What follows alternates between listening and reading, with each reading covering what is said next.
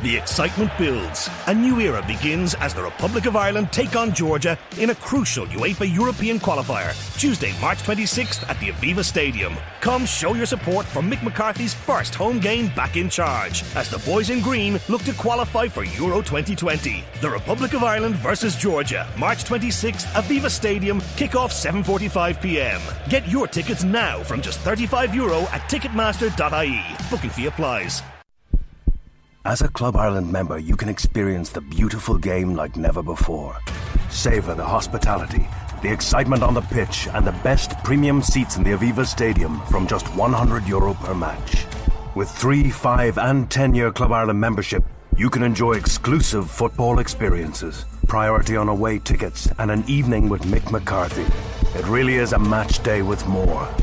Visit fai.ie/Club Ireland and be at the heart of it all.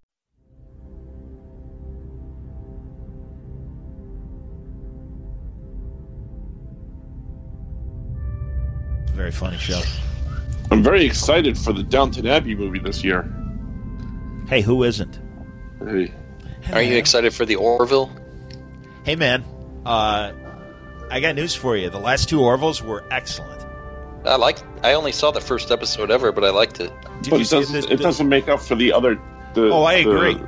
22 episodes of season 1 and 2, though, Johnny. Well, again, I point to Next Generation's first season when we got maybe 5 or 6 episodes I can handle and watch again, but it's so bad in so many ways. Not only has the crew hasn't gelled yet, and they didn't figure out that let's do a Picard episode, let's do a Riker episode, let's do a Worf episode. I've said this a million times, and thankfully the Orville... Business is changing, which is why at Ford, when we say our commercial vehicles are built for business, we mean it. Our new Transit range is still tough, still powerful, and always dependable. But it now has the brains to match its superior brawn, with an even wider range of innovative features, smart technologies, and greater efficiency. It's designed to work as hard as you do. And with Ford Innovate driving better value, you can get 3.9% APR, a 5-year warranty, and €1,750 bonus on the new Ford Transit range. Your business deserves the best in the business. Choose Ford Transit, the future of commercial vehicles. Order now at your local participating Ford dealer and register by March 31st. Ford. Go further. Terms and conditions apply. See Ford.ie for details. Figured that out in time, I think, into this season and everything. But honestly, the last 2 episodes were excellent. They were good sci-fi, It had great special effects. I mean, they blew the budget on that specific episode. Did they? I think so. All the CGI that was in that, all the space battles, and the robot guy's planet, Isaac's. So they're not going to have any more episodes now? Exactly. No, exactly. They'll be taking place on Ed's chair. Who's Ed? Ed is the Ed Seth. That's your mom? Oh. Exactly. Jeez. Good thing we're not recording. My mom, Ed. That's like, I was going through my files that I had on laptops that are busted, and I took them to the tech place and had them downloaded into external drives so I can hang it on all my media files. And I have Bill Cosby's last special from Comedy Central, and he's talking about, my friend Ed picked me up at 3 a.m, you see. It's a funny story, but then now we can't laugh at Bill anymore. No, that's not a laugh. I'm serious. I didn't think that was funny. It's more of an ironic story than a funny story, because we've just been talking about Ed. Yeah. Are we recording now? Yes, we are. Oh, wow. Oh, yeah. Okay. Hi, everybody. That's why that rant went as long as it did. Hello again, everybody. Boy, oh, boy. It's spring training. Has anyone seen Art at all? No? No. In fact, I texted him when I was rounding the troops for this little impromptu. Mm-hmm. But, no reply. There's no reply at all, as Genesis would sing. He's probably out squatching. That could be. Could very well be. It's cold, though. Hey, I saw the second season of... Yeah, I heard. You guys get wind and stuff there. I saw the second season of Brockmire. Oh, man, I didn't know the second season is on. I'm going to have to go to IFC and watch it on demand. Yeah, come on, Johnny. I thought you would know this. No, I really didn't know it. I was I was laid up, man. I didn't have IFC. I think probably during most of the run, if it just wrapped up. Wow. Whoa, Brockmeyer. No, I'm just saying it's true. I missed IFC. I did try to access my Xfinity account when I had my laptop. That's a good word for Daffy Duck to say. Extremity? Say, I got to renew my subscription to Xfinity. Right? Yeah. Thank you. Maybe he could do it in one of those Looney Tunes DC crossovers. Exactly. All right, so am I better than Noel Blanc or worse than Noel Blanc? Noel Blanc, I want to point out. Mel Blanc. Noel. No, the son. Not Mel. That's the point. No, I'm Frank Frazetta Jr. God bless him. He came on the show once, actually. Really? Yeah. Yeah, I remember that. That was cool. I remember that. You know, it's got. Wasn't there some story of him with the backhoe knocking down? Yeah. Yeah, it's basically the ones that complained were the half of the family that wanted to sell everything, and Frank is just like, no, we should keep this. This is our father's legacy. We should hang on to all this. Mm-hmm. And it's tough. I don't know. I mean, and again, there's sadly enough heirs that it's a real family feud. But meet the Frazetta family. Frank Jr., Etta. And Junior, what do you do for a living? I drive backhoes. No, he's in charge of the Frazetta Museum, and he was actually trying to get some like Frazetta branded things, like new Death Dealer stories and a bunch of Frank Sr.'s other characters. Everybody loves the Death Dealer. Yeah. And then there's the Viking that's on the Molly Hatchet covers. What's the difference between him and a meth dealer? Well, pretty much the same thing, right? Which one? The Death Dealer. Death Dealer and the Meth Dealer? Nice. That's a good reboot. He's the son of the Death Dealer, the Meth Dealer. Oh man. Come on, say no to drugs. What's wrong with you? Death Dealer's all upset. How many times have I told you? Drugs are no good. But Dad, they still kill people. Can't you cut lawns like any normal kid? Yeah. You need a trusty axe. But Dad, it could be done so much cheaper. We can make more money this way. I don't have to wear a helmet like you do. How do you see through that thing? Magneto and I have a deal. New X-Men movie coming out. Hey! Jamie Farrar as one of the mutants. Incidentally. They're not really like advertising it or promoting it at all, though. When is it coming out? How soon? June. Well, dude, June. Doesn't Disney own that yet? Yeah. What? Does Disney own that one yet? Or no, not yet? I think they're going to, so that might be why. Like, you're not, because I don't know. But has the deal finally gone through? Because I know a lot of Fox people got laid off. I saw that story. What happened? A lot of Fox employees, like 5,000 Fox studio employees, all got fired. Jeez. Well, it's redundancy, unfortunately, when you're merging. You know. I mean, that's the thing. It's, do you need two publicity departments? Do you need two? Yeah. Okay. Every time I merged. Exactly. Well, no, the time you merged, you got Nikki. Oh, come on now. Hey, boy, boy. Hey, here's another merger we're talking about at the winter meetings. What? My wife might listen to this. Come on now. Merged. She's going to know we merged. Come on. That's nice. It's okay. She doesn't know who Johnny is. After a hostile takeover. What now? What? I said after a hostile takeover, you merged. Oh. Hey now. Dirty Financial. It's all good. I'm holding my breath a lot, so you're going to have to squeeze me. Inking? Yeah, I'm painting lines. Painting. I figured. Yeah, I'm inking, too. Do you hold your breath as well when you ink? Yeah. I do, yeah. Franco and I talked about that, yeah. Interesting.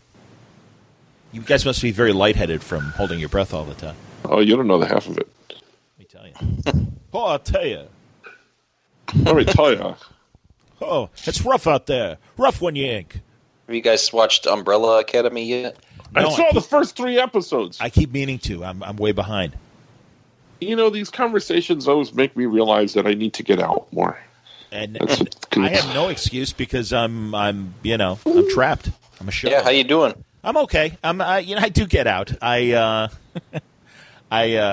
But no, it's slowly improving. Everything's still healing. I'm still a few weeks away from the skin graft operation. I was telling Francis off the air exactly. Where they shred part of my thighs or my ass. Uh-huh. It's going to be very interesting. Man, my ankle is going to smell foul if it comes from my ass. That's not good. I'm going to be doing ankle farts. Are they going to put the Verjunt back in? Oh. Hey, I'm reducing the Verjunt. Damn it. I just put a big black line on my painting. And don't Son of a mother. Oh, see? Hold your breath. No, I wasn't watching it. I touched the paintbrush down on the canvas.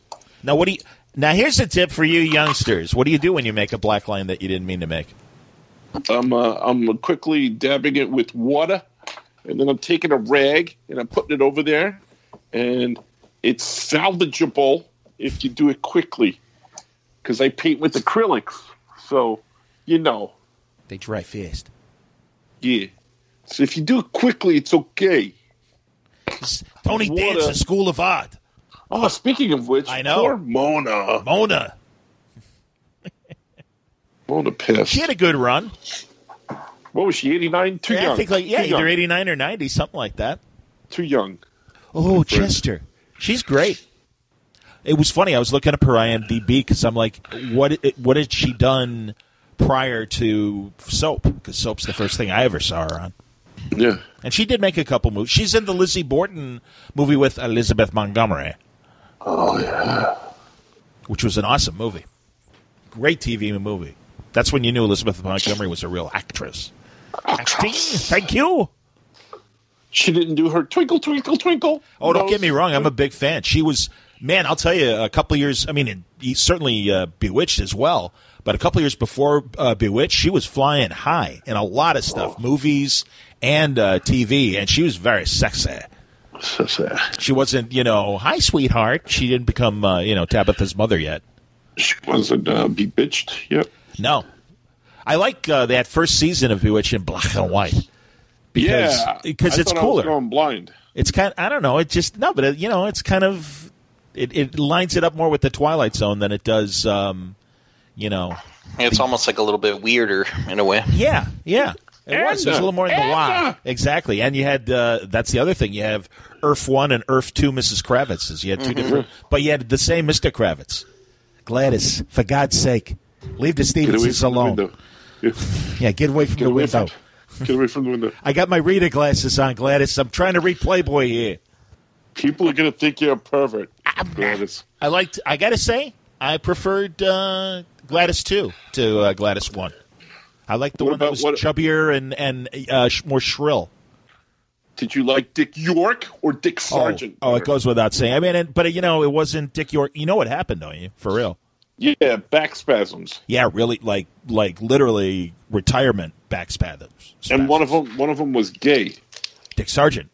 Yeah. You know what's crazy? Speaking of that, first of all, I didn't realize that Fanny Flagg was a lesbian, but apparently. Yeah. Who's that? I really didn't. She wrote Fried Green Tomatoes, and she was a constant contestant on Match Game. Dumb Dora was so dumb. The last time she looked, she left her blank.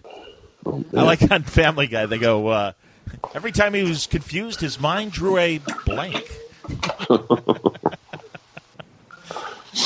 But so Fanny Flagg was, she was always on Match Game. And they were on, did you ever see Tattletales? It was an old Bert Convy. Yeah, boy, very good. The banana section today is William Shatner and his wife Kiki. It's always like interesting celebrities. There's one with Nancy Sinatra and her husband. I didn't know Nancy Sinatra was ever married. Very interesting. There's Gary Crosby. That's Bing's son. Hey, it's my oldest son. Hey, it's my oldest boy. He used to do a little acting back in the day. He would drink OJ every morning. That's right.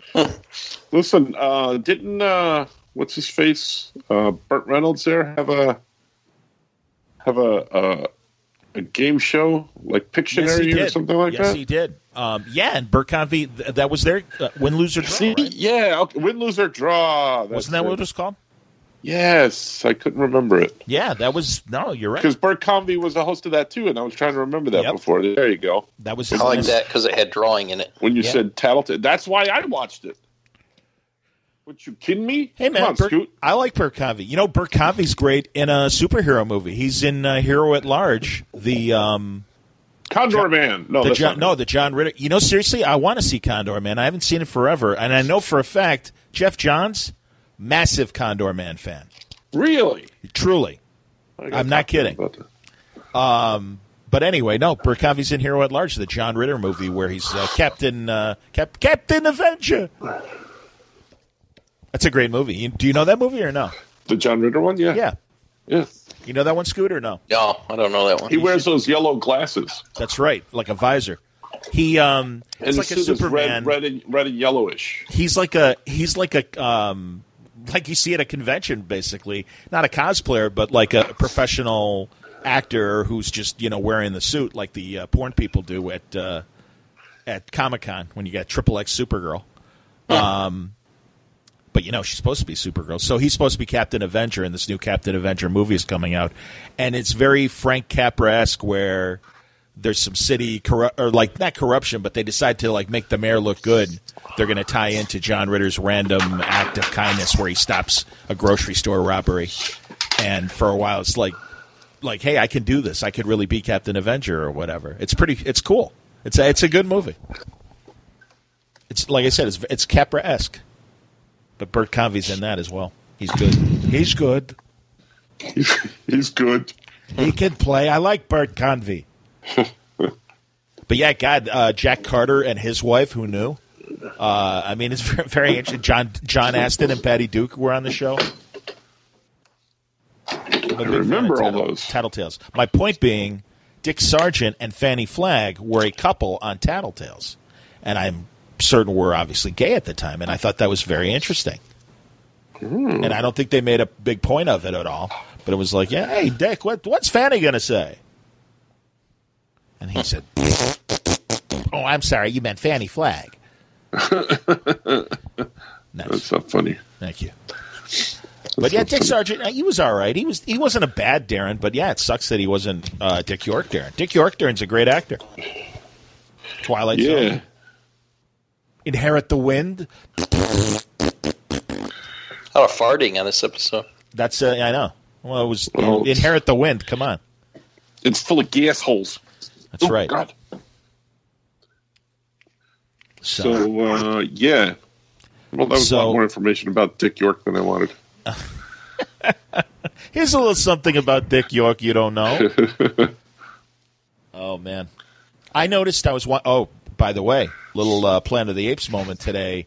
Actually, both new Planet of the Apes and Classic Apes were all on today on cable.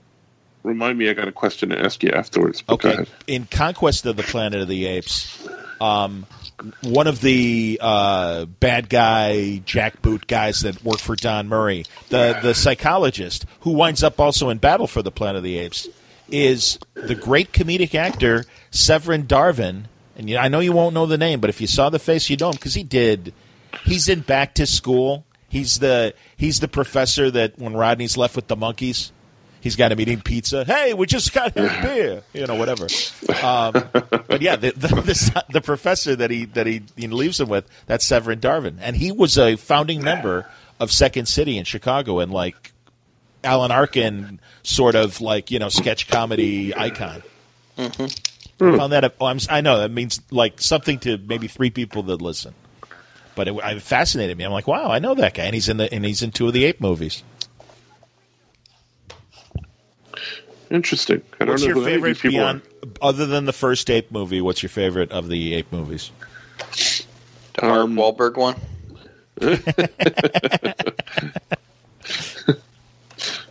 You know what's sad? We're laughing because we all know it sucked. That is a real nerd moment right there. Someone's listening and they're like, yeah, yes, why that's very true. I'm glad he said that. I'm glad they're all laughing. I especially like the part where he crashes back on Earth in front of the Lincoln Memorial and he starts singing, good vibrate, come on. I like that part the best. I like all the new ones, but I haven't seen the newest one. but I like the other two that I've seen. So you don't there's not another one among the classic 5 that is better than the new ones. It's fine if it isn't, but I'm just asking. I don't think so. Okay. I like the one. Well, first of all, why doesn't Marky Mark like the Good Vibrations one? That's what I want to know. Why doesn't he? Why doesn't he like that song being talked about in his interviews? No, it's an ape that's got his pants down under his butt and walking around in the Planet of the Apes Tim Burton one. And secondly, I like the one where they're on the Earth, and all the monkeys are the slaves. That's Conquest. That's the bad one, but I don't know. That's the one that always. Well, it's not a bad one. It's just a very violent one. Yeah. No, I like it. It's scary. Isn't Ricardo Montalban in that one? Yes, it would be my second of the ape movies. Yeah. He's also in. Do you realize he's also in Escape from the Planet of the Apes? That's when they meet him. Oh. He helps Zira give birth to Caesar. Oh, he helps. Yes. I didn't know Cornelius and Zira were in that kind of relationship. Let's do the wild thing. Come over to my Corinthian leather bed. Ding-a-ling. I'm telling you, Montalban, I found out more and more about his career, and I am amazed. While I was sick, Turner Classic Movies had a boxing Montalban movie. Oh. And I think, again, it might have been directed by John Sturges. I'm going to have to go and I'm going to look at as we're speaking, I will check out Montalban's filmography. But it's from 1950, dude, I'm telling you, you see Montalban young, he was in shape. He was a big weightlifter. Jacked. Yeah, he really was jacked. Totally. Do you realize I am jacked? Star Trek, yeah. Well, of course, Khan. Yes. Plus, he had bronzer on. Khan.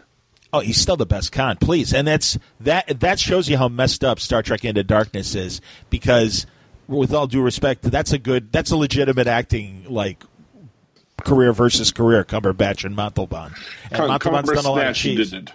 What's that? Cumbersnatch did it. Yeah, he was not as good of a Khan as Montalban. Was he a good Doctor Strange though? He's an excellent Doctor Strange. He's a fine Sherlock Holmes. I like him as Julian Assange. Whoa. So does Roger Stone. Oh, man. I got Nixon on my ass. Did you watch that documentary? I forget where is. Yeah, get me it's tattooed there on my ass back. Get me Roger Stone on Netflix. Yeah, look at it. Look at it.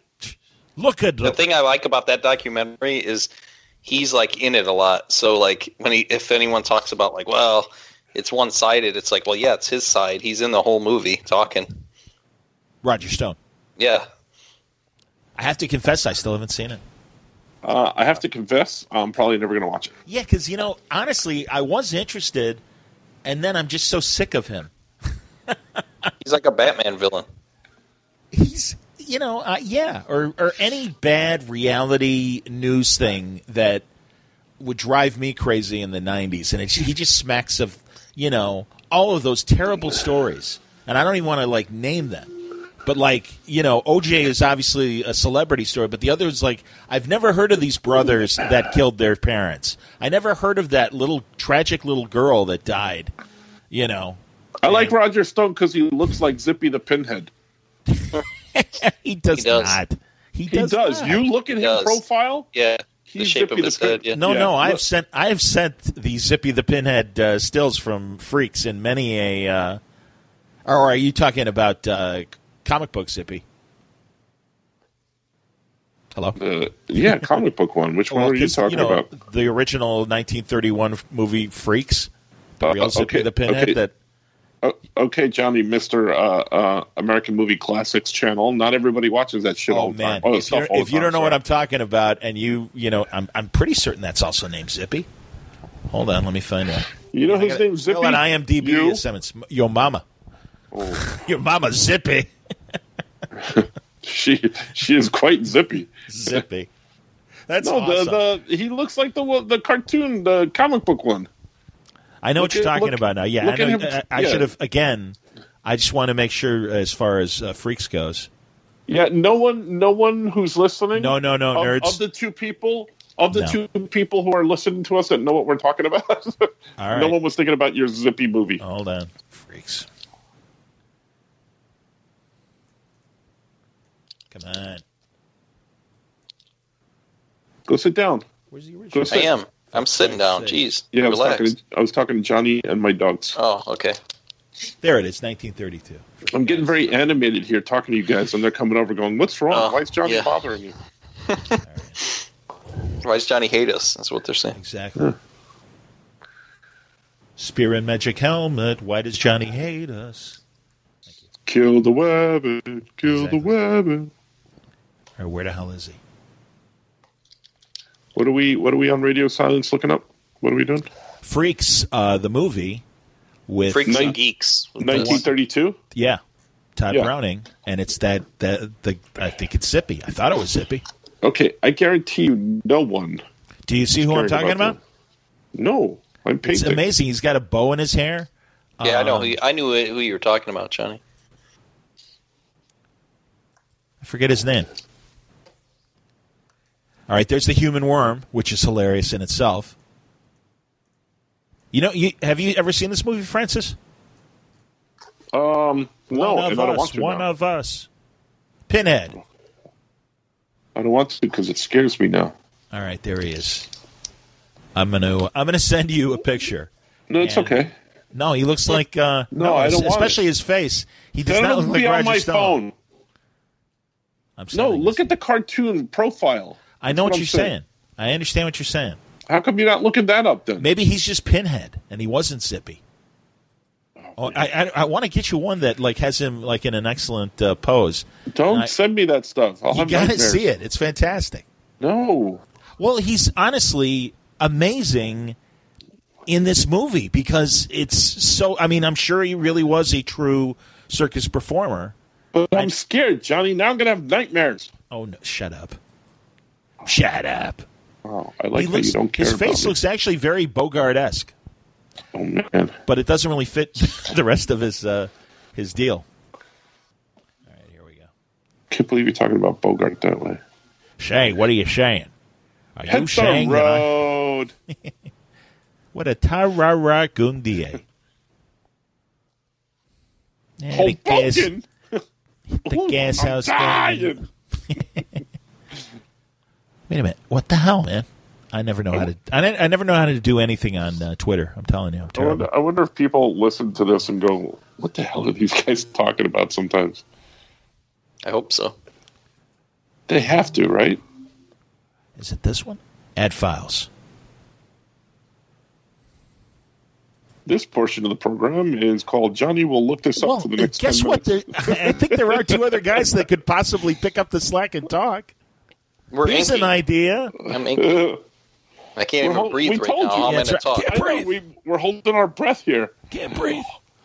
All right, well, we're in a rain delay, apparently. Let's run the 1974 All-Star Game. What about that rain delay that saved the Cubs World Series and screwed the Indians? Wow. That was awesome. That was an act of gad. That was an act of gad.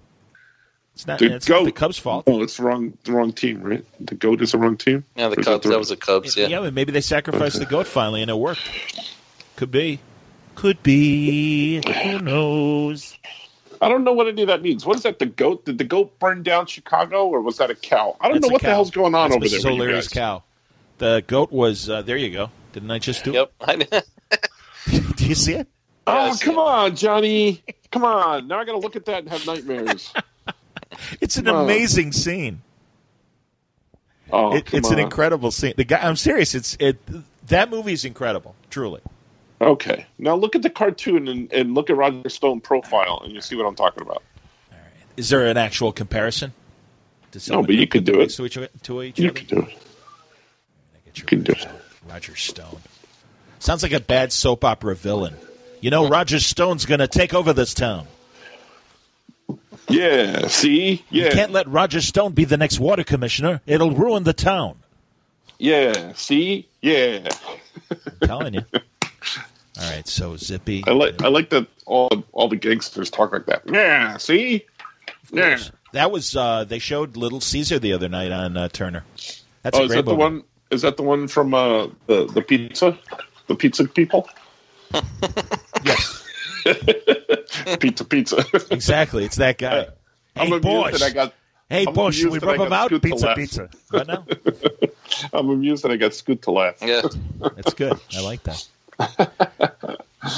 Don Caesar, with all due respect, I came to your daughter's wedding asking for a favor. Pizza. What can I do for you? Pizza. Hey. That's awesome.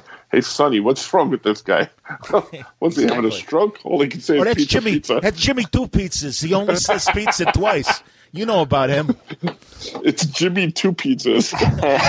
All those great nicknames from Goodfellas.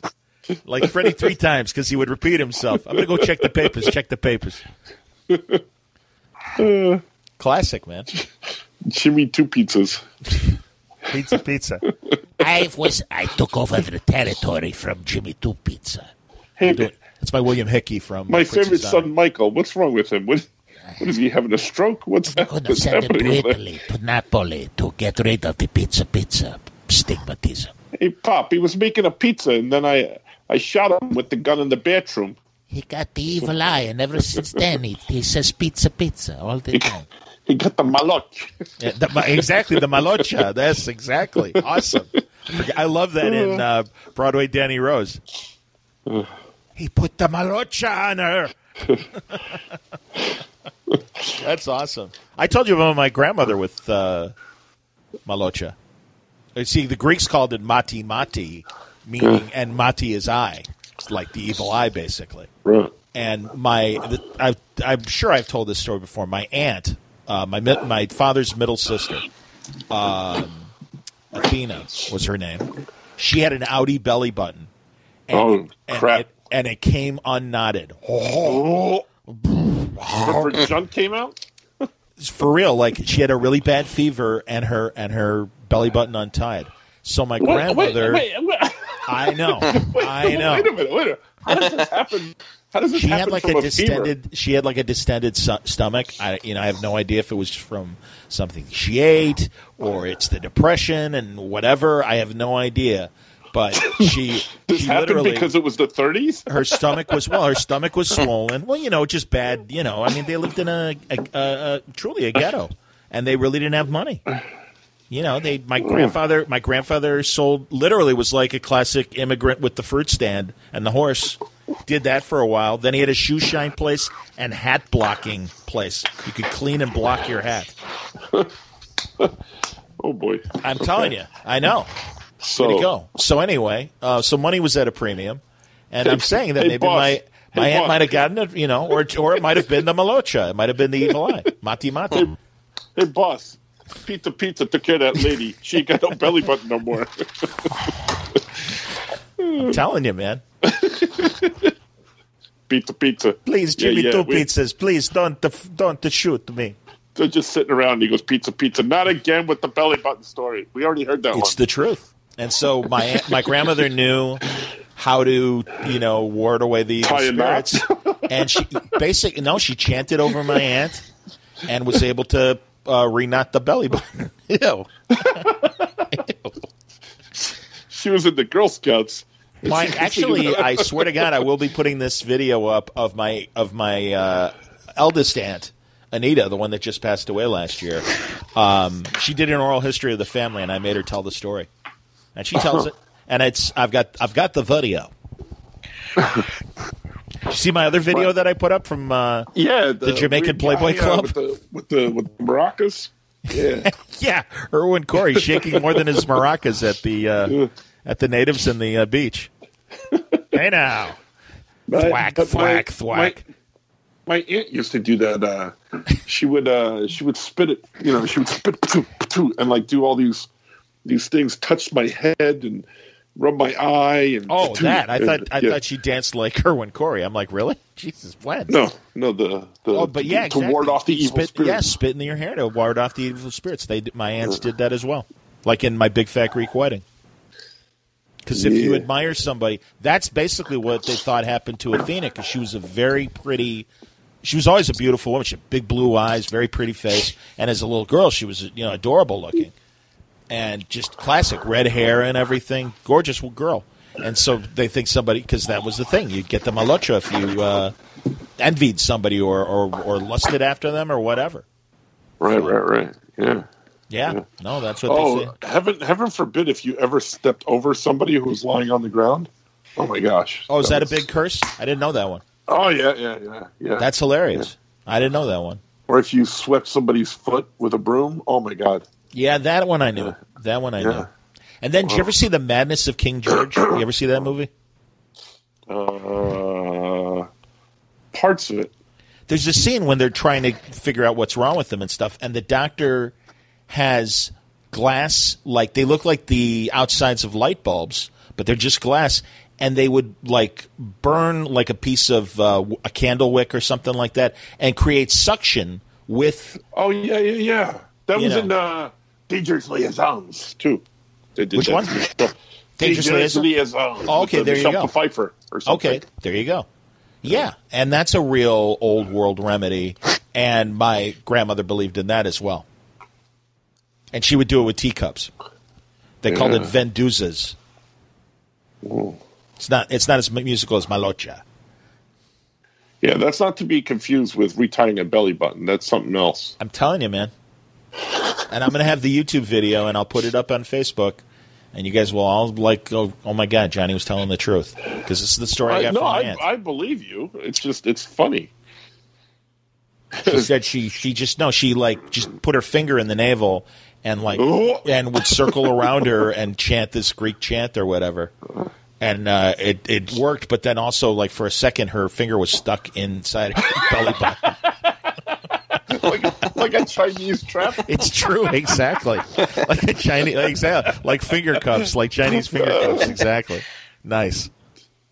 Should be 2 pizzas. Now, I wonder if that really, was that just some novelty guy going when he had this piece of wicker? He's like, it's Chinese finger cuffs, or did it truly come from, feudal China, where the police would slap on? All right, we got you in the finger cuffs. You can't get out. Sorry. Oh man, I never would have cracked this case if it hadn't been for the Chinese finger cuffs. Or was it some sort of hooer thing? Sir, for $5 more, we can give you the Chinese finger cuffs. Interesting. How does that work? Hey, Doc, you got to come over to the house. What's that? Doc, you got to come over to the house. Why? What happened? My aunt is stuck in my niece, in her belly button. She's stuck. I'm telling you. Get the jaws of life. I'm telling you. I might be able to bring up the audio. Nah. I can't find it that quickly. It's all right. Yeah, exactly. But I will link to this YouTube when I put it up. I'll put it in I Like Pink. I believe you. It's the truth. See, now you can't hold your breath anymore. I can't. I had to stop painting because I screwed up a line, too. I blame Johnny. I blame me, too. That was just too funny. Oh, man. So did you guys watch the Oscars? I don't mean the Academy Awards. I'm literally meaning the Oscars. In other words, the Jack Klugman Film Festival. It was boring. Oh, that's interesting. I actually liked them. I liked the fact that there wasn't a host. I thought it moved faster. And, I mean, there was less BS. Because usually, well, no, seriously, because there's just that kind of... Look, when I tune into the Oscars, I like to be entertained, okay? I need a host. That's the only reason I watch it. I disagree. And I honestly think as it continues to go on, it's tougher to be interesting as a host.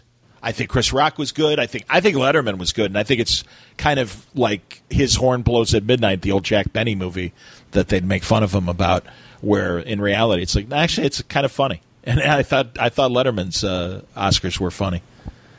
He made fun of the technical awards. And he goes, because, obviously they're never on the same night. And, it seems like, all right, it's the beautiful Kodak Center for the big awards. And then for the technical awards, it's like they're in a Ramada Inn or something like that in the green room. And that's what Letterman's like. They were treated to a choice of either red snapper or turkey and a full cash bar. It's like, exactly. It was very funny.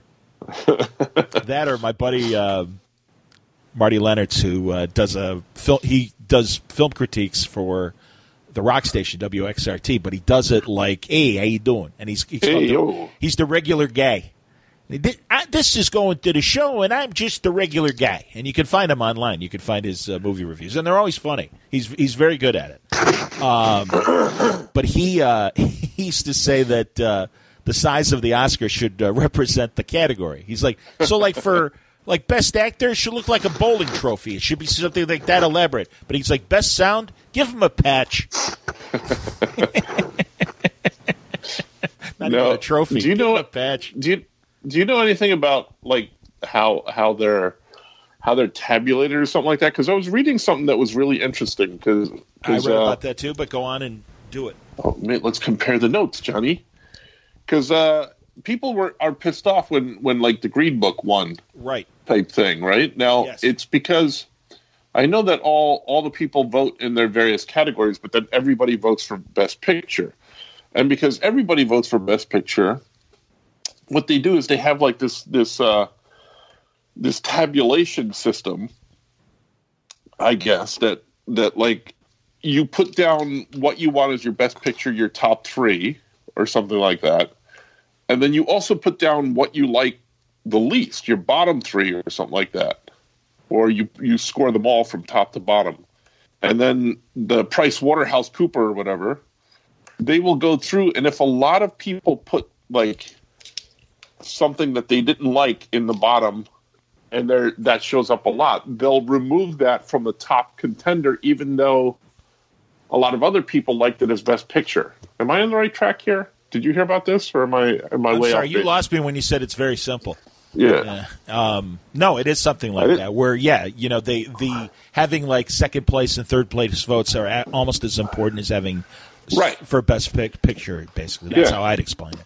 Yeah, see, well, that's why you should do most of the talking, and then you complain when we don't. I wanted yours because I really had to take a poop, and that gave me enough time to like walk away and come back. So, man.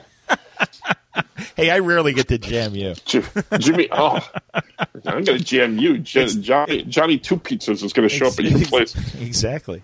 Oh, I got a text from Jimmy the Muscle the other day. Hey, how you doing, dude? Yeah. He asked me if I was going to be at C2E2. Yeah, he sent me one as well. Yeah. What'd you say? What'd you guys say? I told him my table number, and he goes, "Oh, you know the area I'm going to be in." That's what he said. Oh, man. Yeah, I probably won't be there, unfortunately. We'll see. Man. But I will try and get out one night. Actually, even Steve Rotterdam and I were talking about it, too. My Aftershock liaison. We might go to Harold's Chicken one of the nights. I'm serious. I'm not doing that. I'm not doing Rick and Benny's. I'm sorry. Oh, come on. That was going to be the other night. I'm on a diet. You know what's awesome? I can eat, and I'm thrilled because I love Mediterranean food. I get I dream of falafel. And absolutely, I can eat hummus, which is great. And I like chicken shawarma. That's okay. So I get this awesome like chicken shawarma salad. So good, in fact, I might have it for dinner tonight. No sugar tonight in my coffee. Who sings that, Johnny? Guess who? I just asked you. No, it's Guess Who. I just asked you, Johnny. I'm telling you, it's Guess Who. And I just asked you. Exactly. No, you got to break into the Lou Costello voice. But I just wanted to know. No. Or you go. Yeah. Exactly. Very interesting. You know what was all right? Here's speaking of Abbott and Costello. I was watching Dick Cavett the other night, and he had on one of the Andrews sisters, the living Maxine, Patty Maxine and Laverne, but he had Maxine on. Laverne. Hello, Laverne. Laverne died first. Patty and Maxine toured for a while, but then they got pissed at each other because after 40, I know, like after 30 years together, as an act since they were kids, she's kind of sick of him. So halfway through the tour, they found out Maxine was dead. And they're like, "Why are we still touring?" No, because even they could. That's terrible. No, but they're like the Beach Boys, where they could do really good harmonies and everything. Right. And it was really interesting. But she talked about Abbott and Costello, And she said Lou was a really sad man. That it was just so much tragedy. His son died young. There's that terrible Harvey Korman, Buddy Hackett movie, Bud and Lou. And they get all the facts right. It's just both of them are so miscast. It's a horrible movie. And when they try to do Who's on First is rapid fire, you know. So who's on first? Who? You know, it's like boom, boom, boom, boom. And, you know, but Buddy Hackett's, so who's on first? And, you know, Harvey Korman's rhythm is just completely not, you know, it's just two funny guys, but they're totally in the wrong roles. But, yeah, it's a horrible television movie. It's very bad. It's very tragically stupid. Sire, you look like the Piss Boy. And you look like... Classic. I love History of the World. Only a miracle could save us. Yeah. Good stuff. And Shecky Green. Shecky Green is the head Roman centurion. Caldonia, what makes your big head so hard? That's awesome. And when he gets the contact high, and he's like, I'm going to kill them. I'm going to slit their throats. I'm going to walk over here and sit down. And he's stoned. What's your occupation? I'm a philosopher. Oh, you're a bullshit artist. That's right. B. Arthur at her brassiest. And Dom DeLuise, more wine, more women. Wash this. And he pulls the goose out of his butt. Live goose. Oh, does he start crying and laughing and piss his pants? Kind of. No, that would be Bradley Cooper's fine performance. Oh, yeah. I never saw it. I'll see it when it's on cable or whatever. I kind of didn't give a damn. Frankly, my dear. About what? Star is Born. How many freaking times are they going to remake that movie? I thought you were talking about... Do you know what number it is? And I'm going to say 5. You are correct. Yeah. It is number 5. And I always forget they did an urban A Star is Born. On, I think, BET or something, because it was an all-black cast. But... No, I'm talking about real ones. No, come on. Nice. No, I'm really interested now. I want to look that up. Come on, Steven Spielberg would be pissed about that. Did he produce it? That's not. No, it's not a real movie if it's on cable. That's what he said. Did he actually say that? That's hilarious. He's going to war with Netflix. He's stupid. Over. No, I'm actually on his side. Because what they're doing is they're taking this Roma movie that won all the Oscars or all the buzz. So done by Netflix, and they release it in 2 or 3 theaters, right? Only, right. And then run it on Netflix, right? And he's like, "Well, you need to have a wider release. That's not actually fair. It should be up for an Emmy, not an Oscar." And I kind of tend to agree with him. I disagree. Why? Because there are films, and also you got to accept that platforms are liquid now, and it doesn't matter. People consume movies the way they consume movies, and I think that's fine. It's no other advantage other than the fact that it's no different than having Movie Pass. You're paying for Netflix. It's not like they're giving it to you for free. I got rid of my Movie Pass because it sucked. Yeah, I know. But listen, me too. Listen, I don't understand. How you said you're not able to do a lot of things and stuff like that. Why are you getting up on your high horse, Johnny? I disagree. That's all. I'm not on my high horse. Although I could score him some weed and make him high. No, I think that's a valid discussion if you're seriously that you agree with Spielberg. I do agree with Spielberg. Spielberg doesn't like superhero movies. Well, that I know. Coppola doesn't either. That I don't agree with him, but so go on. No, why is it different? I disagree. Documentaries do the same. They do the same kind of pattern of being in limited release, but then are likely more seen on Amazon Prime or Netflix or Hulu or something like that, and they still get nominated and win. Yeah, they shouldn't. The Nina Simone Netflix movie. It was a good movie.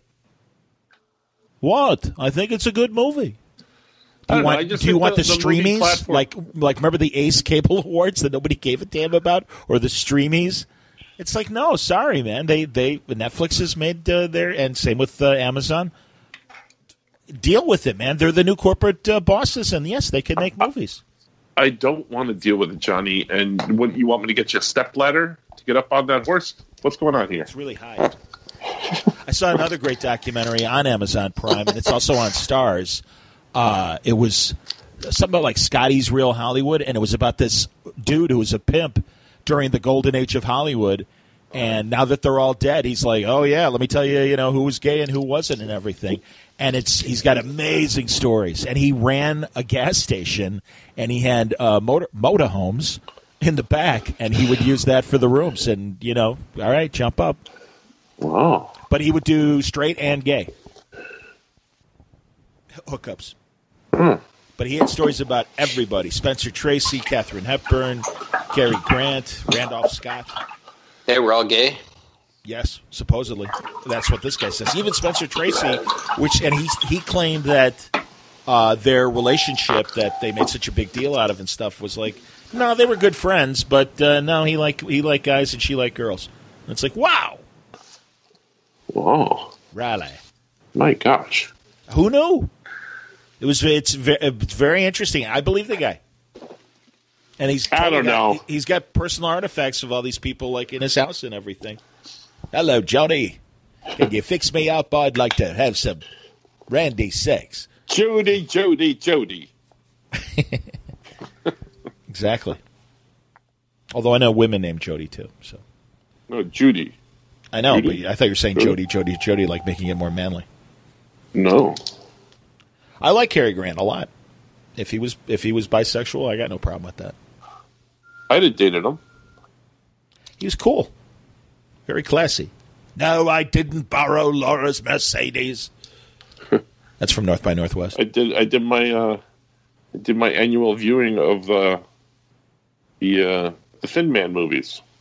I love those movies. William Powell and Myrna Loy. And a young Dean Stockwell as the kid. Did you know that? Oh, really? Sam! I did not know that. That's him as a kid, I swear to God. Wow. Nick Jr. I did not know that. Sam, my dad was William Powell. That's right, that's my boy. Mommy, make us a drink. Exactly. Say, maybe there's a nice murder we can look at, Nora. I love him, man. Oh, Nikki, would you mix me another drink? Absolutely, Nora. Good stuff, man. I love, Don Adams, when he does Maxwell Smart, he's doing William Powell. That's his imitation. He's like, Inspector? Yeah, he's got a higher voice, obviously. Right. But cadence of, and he always says, like, when William Powell would, like, play a district attorney with a cop on the stand, Inspector? Do you believe that, it's like, oh. What'd you believe? Because, before he created Maxwell Smart, he would imitate William Powell and, like, make a fake movie with him doing a William Powell voice. And that was it. And then also he was on the Jose Jimenez TV show, Bill Dana's show. Yeah. And he was, and it took place in a hotel. And Don Adams was the hotel detective, Myron Glick. I'm Myron Glick. Jiminy Glick. And what's his face from Lost in Space, Dr. Smith. He was the hotel manager. Oh, no. Oh, the pain. My dear boy. See, now you got my dogs all riled up again. Come on, go sit down. I know. Jonathan Harris does that to people. My dear boy. Jonathan Harris Thomas. I'm a big fan. Taylor Thomas Smith. Oh, dear. There's a great appearance of him on Conan O'Brien. And he's totally, never fear, Smith is here. And they absolutely talk about Lost in Space. It's fantastic. It's very, very funny. He was from, like, the Bronx. And he was one of those classic fake actors that, my dear boy, my days in the theater. He put on the posh accent. I like that guy. I saw him at conventions. Oh, I wish I had gotten an autograph back in the day. Yeah, I didn't. I should have. Yeah. There you go. That's what I'm talking about. Yeah. Nothing. What else? What other Oscars did you like? I was cool with the Oscars. Oscar De La Hoya. And now him, I have a problem. No, he has to marinate a little bit more. That's what he said about the Triple G fight. What about With pantyhose? Oh, yeah, there's that picture of him in high heels and pantyhose or whatever. Yeah. De La Hoya. Something that Roberto Duran would never do. Or Julio Cesar Chavez Sr. Jr. would do it. I wish Artie were on. He'd know exactly what I was talking about. Where is Artie? Anybody seen him? Any of the listeners? He's a Call myth. us when you see him. It's like Weekend at Bernie's. We're all pretending. He needs to make his triumphant return. Yeah, no kidding, man. I don't even think he's under contract with us anymore. I don't know what's going on. Technically, yeah, exactly. It's like Bob Costas and NBC. Yes, actually, I left about 18 months ago. So, what? Did you hear about that? No. No, they were. I think the NFL was really pissed when he was, going on about concussions and some of the other things about football on the Sunday night halftime show. He would do an editorial occasionally, and they were pissed. And when there were the suicides that happened, that Kansas City Chief guy that killed himself, right, Scoot? Mm-hmm. I figured Scoot would know it more than you, Francis. No offense. No offense. Wow. Franco didn't know, but wow. If it was the butterfly collection, I would have asked you, my dear boy. No! Exactly. My dear boy. I love when Billy Mummy does Jonathan Harris imitations. That's where I got the voice. But that's a great way to just make an entrance. Hello, my dear boy. I'm just going to do that from now on. I'm telling you, he could have been exactly now. He's in heaven with Gary Marshall. My dear boy, would you hand me my wings? Not Billy Mummy. No, I'm saying Gary Marshall and Jonathan Harris. Yeah. I'd love to get Billy Mummy on the show. He'd be amazing. I'd talk Babylon 5 with him. Lanier. He had a great character. Why don't you call him up? Get him up. I don't know how to contact him. I'm sure somebody listening will hook me up with Billy Mummy. Yeah. Yeah, listen, Billy Mummy lives over here by this pile of tires. He's over in the back. He shares a trailer with Jimmy Two Pizza. Exactly. Poor Joni. Sucking menthols. That's so sad. Oh, I saw her on a Tattletales, to bring it back to Bert Convy. I believe you.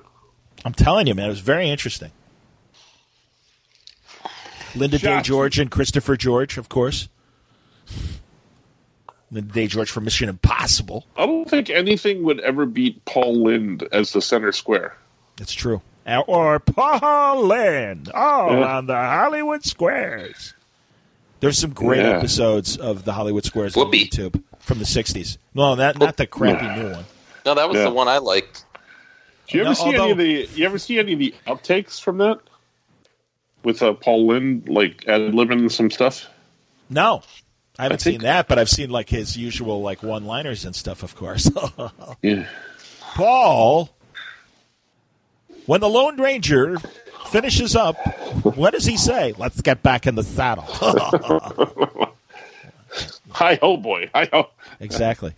Let me put my mask on first. I love those aren't bullets. That's not my gun. What was the movie I saw Jay Silverheels in? And it's a good movie. And it was like completely like, what the hell? Oh, was it Woman of the Year? With Spencer Tracy and Katharine Hepburn? I can't remember, but it was a 40s movie. And he played a Native American, and I'm like, oh my God, it's Jay Silverheels. And I had never seen him in anything other than The Lone Ranger and that awesome episode of The Brady Bunch in the Grand Canyon. Mr. Brady, you have a big tribe. And he goes, that's just in my pants, Jay. Mr. Brady. So, I like Robert Reed.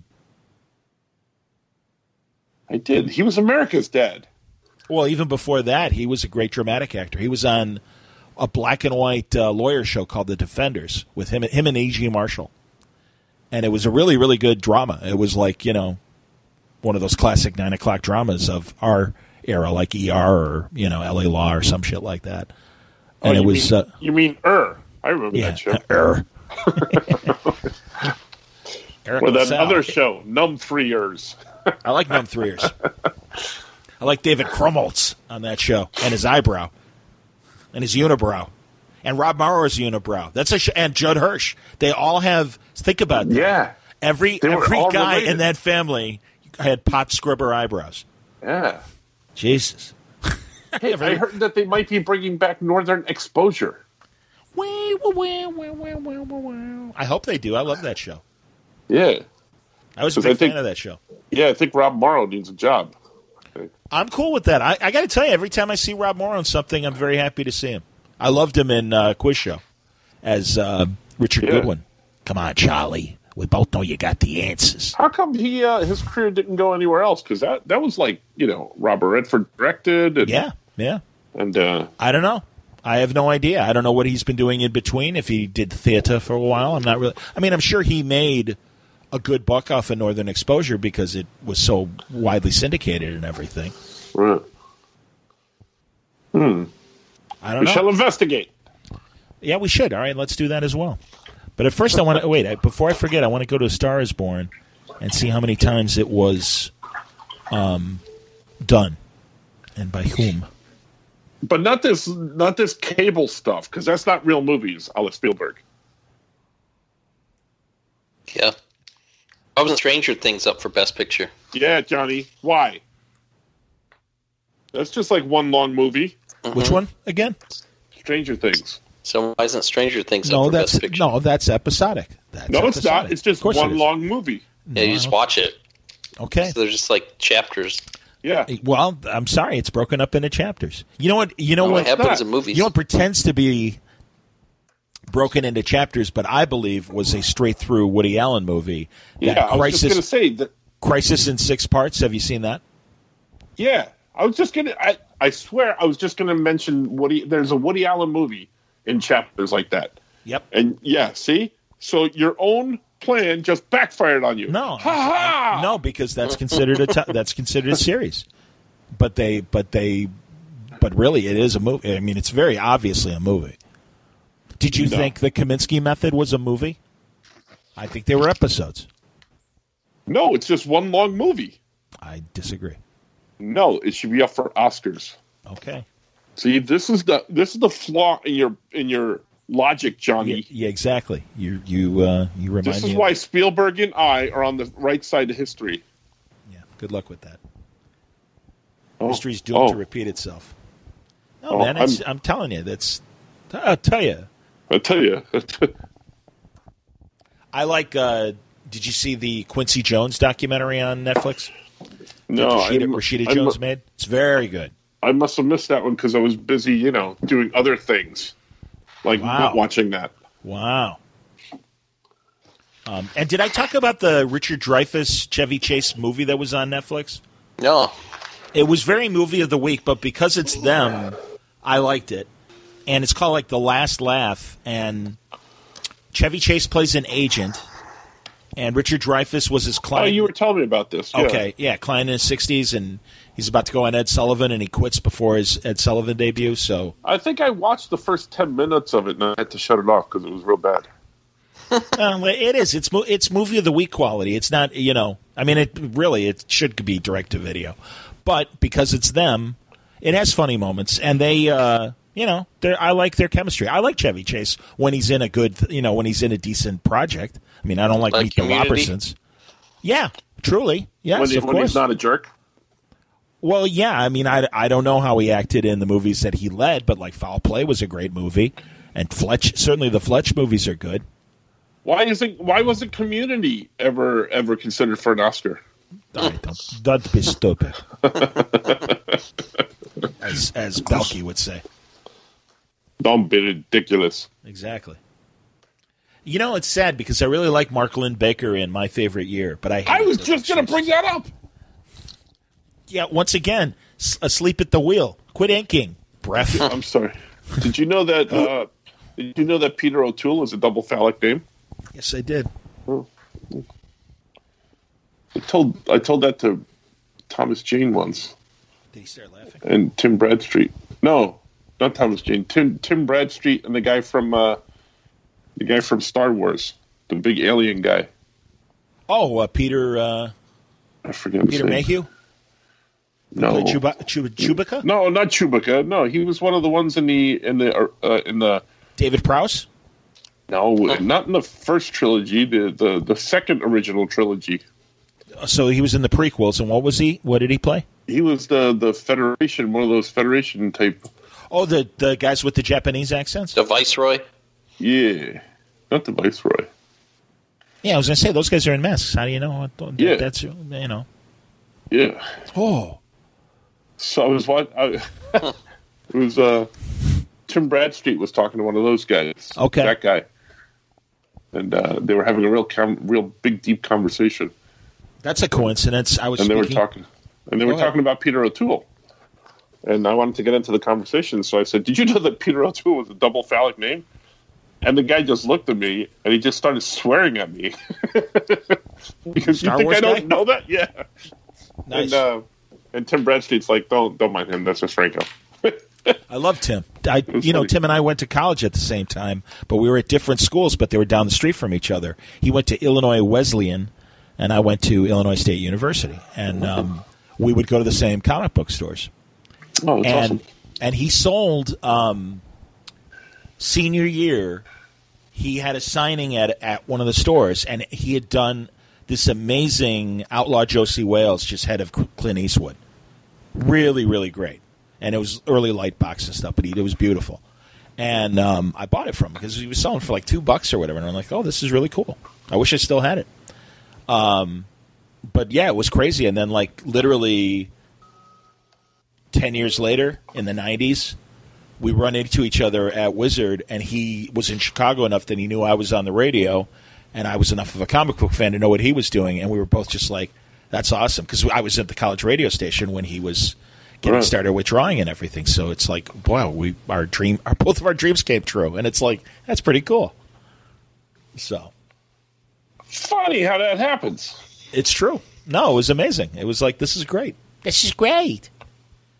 Speaking of something that's not that great, you know what I saw recently, Johnny, was the Death Wish remake with Bruce Willis. Why? Why'd you watch it? I was watching something on the TV. Yes. And I was working, and you know how like it just goes right to the next thing. And that was sure. You left the channel on, and so it went on to the next movie. Yeah. Yeah. So I'm like, oh, the remake of Death Wish, and then I didn't turn it off, and I left it on, and I'm like, oh, I guess I'm never getting that time back. I guess. Wow. I mean, I expected it as much because, you know. I mean, it was what it was, but it's it's no Charles Bronson. Well, exactly, man. Charles Bronson was insane. I love Charles Bronson. My favorite Charles Bronson movie, Hard Times, when he's the bare knuckle boxer, and James Coburn is his manager. It's in the 30s. All right, I have dead silence. Excellent. Thank you. Sorry, I was painting. Do you like Mr. Majestic? Mr. Majestic? Yeah. Or Telefon? I'm a big Telefon fan. Hey. And, of course, the appearance of Charles Bronson in The Simpsons. It's not Branson, Missouri. It's Bronson, Missouri. Hey, Mummy, how about some milk and cookies? No dice. And the mom says, no dice. This ain't over. I do remember that. That's classic, man. I like it. I like it a lot. No dice. The mom. Good stuff. Oh, my gosh. I'm a big Charles Bronson fan. Very interesting career. He he was in my favorite Elvis movie. Which one? Kid Galahad. Oh yeah. Where Elvis is the boxer and he's the trainer. Good stuff, man. My gosh, these are all bringing up such memories from my childhood. And then, of course, he's also in 3D House of Wax with Vincent Price. He plays Vincent Price's, Vincent Price is a mad scientist. And I'm his assistant. Hello. Hello. Yes, I admit it's very ghoulish. He was. Did he play Genghis Khan at one point? Vincent Price? No, Charles Bronson. That I don't know. I know John Wayne did. Yeah, that's it. That's what I'm thinking of. John Wayne absolutely was Genghis Khan. Yeah, Susan Hayward. Hey there, I'm Genghis Khan. Exactly. The best is like that. He's in The Greatest Story Ever Told, the story of J.C., Baby Jesus, as I would say. Although it's the adult Baby Jesus. And at the end, on the cross. Everybody's losing their crap over John Wayne being like a really bad guy online. Like, oh, yeah, that's true. Yeah, well, hold on. Let me finish because you got to hear the line because it's just like I'm Genghis Khan. He was a Roman centurion, and you see Jesus on the cross, and he goes, "Surely this is the Son of God." That's right.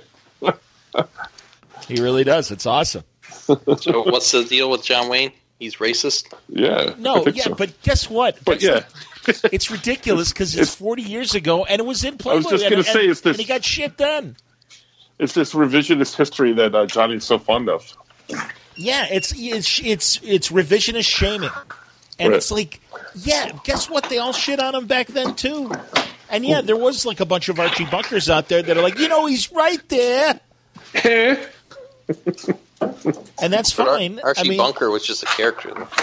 Well, but there were just like Carol O'Connor was a polar opposite of Archie Bunker and was appalled.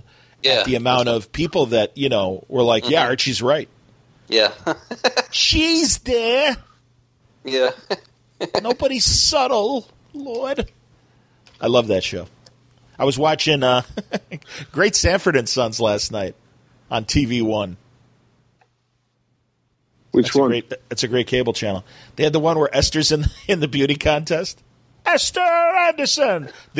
The MC is wearing the craziest outfit you've ever seen. Or, the character on Sanford and Son, it was not that often. Fred's brother-in-law was a white guy and married Fred's sister, and obviously Fred's sister is black, so they were a mixed couple.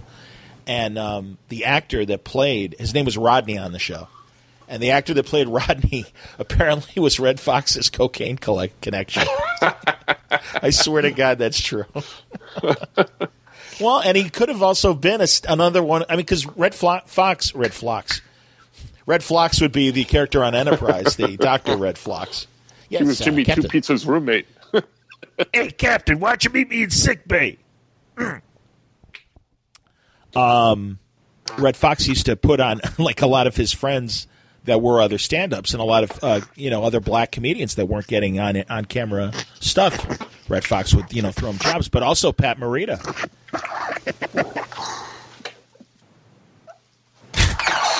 I don't know who Pat Morita is. Pat Morita, Mr. Miyagi. Yeah, Mr. Miyagi and Arnold. Come on.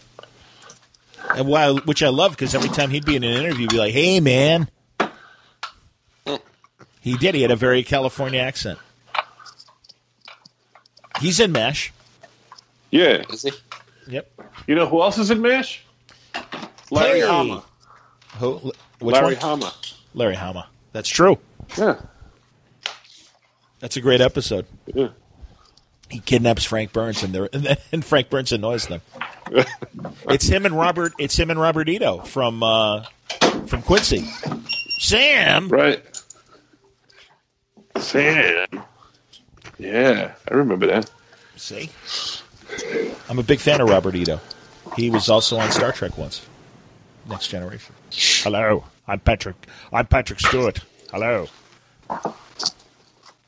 Good stuff. All right. Do you remember a Saturday Night Live sketch when it was still the original cast, and they were the not for ready for primetime players, and they were pretending to be the village people, and they were the village persons, and they perform a song called "Bend Over, Chuck Berry." No, I must have missed all of it. It's really funny. Aykroyd's the biker dude, Belushi's the Indian, and Garrett Morris is the cop. It's really funny. Bend Over, Chuck Berry. That's funny stuff. It's terrible because it does have some very inappropriate by today's standards dialogue, but it's because it's Don Kirshner's rock concert, and when Paul Schaefer would imitate him and stuff.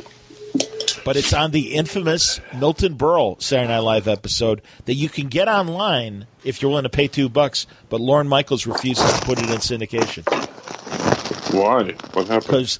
Because Milton Berle sucked, and he actually had plants in the audience to laugh, and he's just telling really bad one-liners and stuff, and it's just pretty obvious that there's only like 5 people laughing. It's not a good show, and most of the skits failed.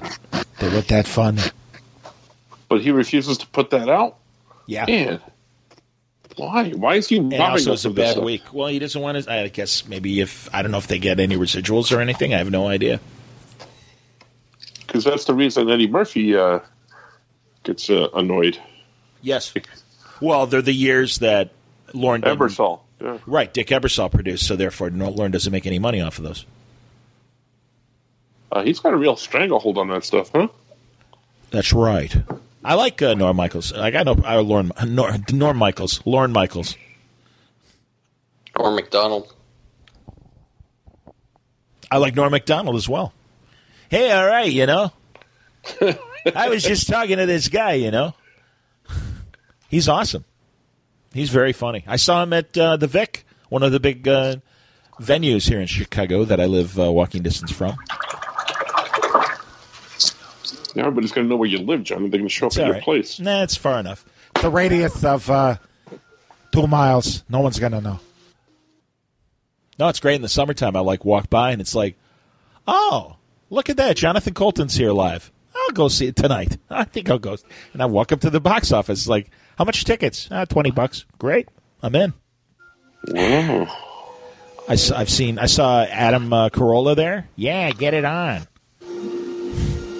He did his podcast there. That was interesting. You ever try to do that, Francis? I know you're a live theater guy, but would you ever go see a podcast live in New York? That of a famous person? I guess. We did a podcast, though, live. Yes, we did. Actually, we have done a live podcast in New York. We should we should be smart and seriously do something either in C2E2 or future New Yorks or whatever with the people we know, the influence we have. Well, which people do we know, and what influence do we have? Well, that's true too. My brother's going to C2E2 with me this year, Johnny. Awesome. Tim, does he look like you? Yeah. So I should be able to leave the table. And then is he taller than me as well? Or is he going to fake draw while you're there? He's a little bit taller than me, yeah. Wow. He doesn't draw, though. But he's the one that does, those local shows and stuff. What does he do at the local shows? He does a show called it's called 4-1 Nosh, and it's like the Man versus Food, but it's not he just does the restaurants. This is a local. Oh, so he does seriously? He does local. Is it local the Toledo market or whatever? Yeah. It's on a Buckeye is the cable channel cable system, and it's the Buckeye Arts channel, and he's one of the TV personalities on that show. That's awesome. He used to be the sports anchor though for one of the news networks here. Yes. So I always tell him about you and all your sports stories. No, it'll be a pleasure to. I won't be there. God damn it. I know. Maybe one of the nights. Oh, dude, I'm sorry. Yeah, hopefully, seriously, I hope to be well enough because it sucks. They really do. They're limiting my walking. And I mean, they said, you could be social, but, I just got to watch it. And also, God, man, they gave me this compression boot to put on my leg, and I don't mean to complain, but it's like a straitjacket. I mean, it is really after it's on me for a couple hours, it's all right, get this thing off. Because it's just really it's constricting, but it's supposed to be. Supposed to be constricting.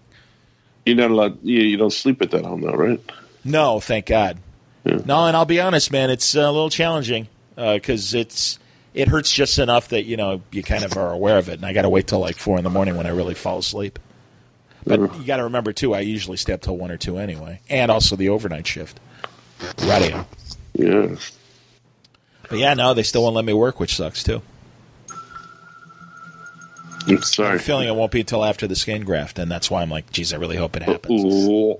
But unfortunately, it might be around the time of C2E2. But I know it's an outpatient procedure, so I'm hoping that, they'll send me home right after they do it and everything. So I'm hoping that I will, be okay enough to, like I said, have dinner, meet you guys, whatever. If not, come to the house. Yeah. It's clean. Well, no gloves on the floor. Hey. Why don't you skip the surgery, Johnny, and have your aunt stick her finger in it? Exactly. Watch it. It's my ankle you're talking about. Sorry. Man, it's my aunt. Sorry. Say? What's the matter with you? It's like that Will Smith song. No. Stick your finger in it. I don't know that Yeah, song. he does say that. I don't know that one. Mm-hmm. That shows my age. Was that with Jazzy Jeff? That's the getting jiggy with it.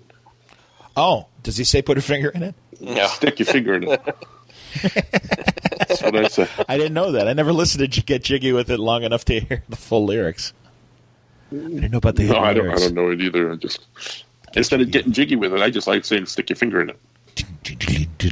That's cool. And then there's that other song, that Bay One song. If you don't like it, you shouldn't stick your finger in it. Beyonce, Bay One. That's right, Bay One. Nice. Bay Ones, yeah. You're right, Bay Once. That's good. Yeah. Bay Once.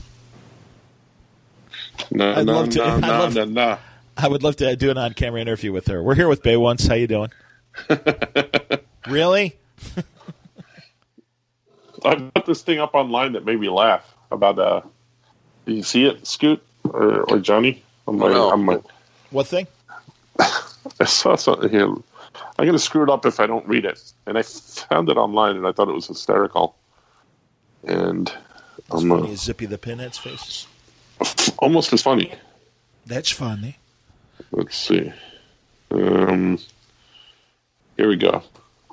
Rami Malek won a Best Actor Oscar for playing Freddie Mercury of Queen. Mm-hmm. Queen's song Radio Gaga is how Oscar winner Lady Gaga got her name. Right. Lady Gaga once wore a dress made of meat. Oscar Mayer makes meat products. Kevin Bacon. Yeah, I saw that online too. I might have seen that in your feed. Yeah, I put it up on my feed. It made me laugh. I liked it. It was good. I like how somebody responded to me and said, they say? I had to spend 15 minutes explaining this to my kid. Because they didn't know what. Kid. Yeah, sure. Kevin Bacon. Yeah, that's our generation. Yeah, it's funny though. Very funny. Very nice. Very nice. It's funny. It's funny. No, it was good. I liked it. I liked the part where Kevin Bacon's in there. I'm almost done with this painting of Captain America and the Red Skull. Nice. Really? Wow. Controversial. Let's go. Someone's going to complain at the show. What you get them? I know. What you gonna do? One of my favorite all-time villains, evil incarnate, the Red Skull. Hugo Weaving. He was a fine Red Skull, and I was thrilled to see him in Infinity War. That was pretty cool. That wasn't him. It didn't matter. Oh, is it like Cornelius in Beneath the Planet of the Apes, where it's not Roddy McDowell? It's not him. You know who it is? No. It's the guy from Johnny doesn't watch Walking Dead. Walking Dead. Which guy?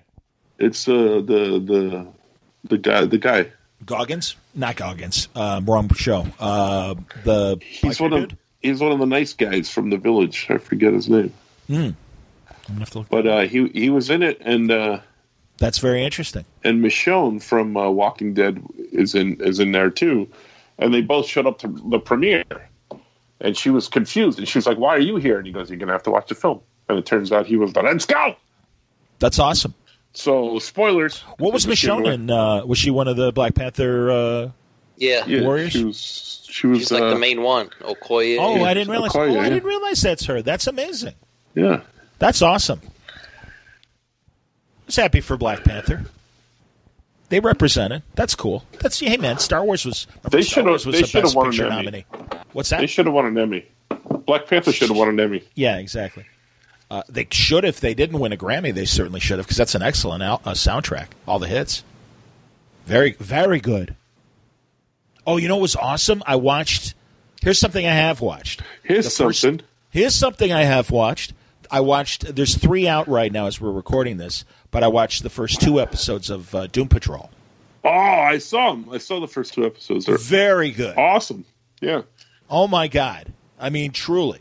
And quirky, I loved when they... Quirky, great. And, I saw the first 3 episodes of Umbrella Academy, and I like that as well. Excellent. Yeah, we could have gotten... I'd never read the comic, yeah.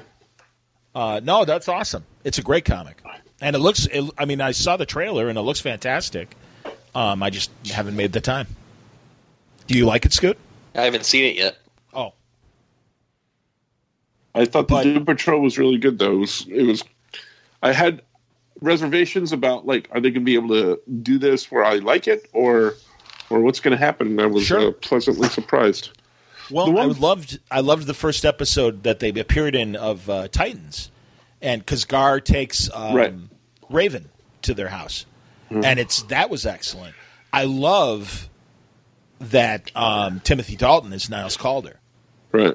That's fantastic because I didn't mind the guy that was in the Titans episode, and I almost wonder if something's going to happen where Niles disappears and this is Niles' son or something like that to youthen up the show, and maybe Timothy won't hang out. But I hope to God that and it's fun. He does a Charlton Heston.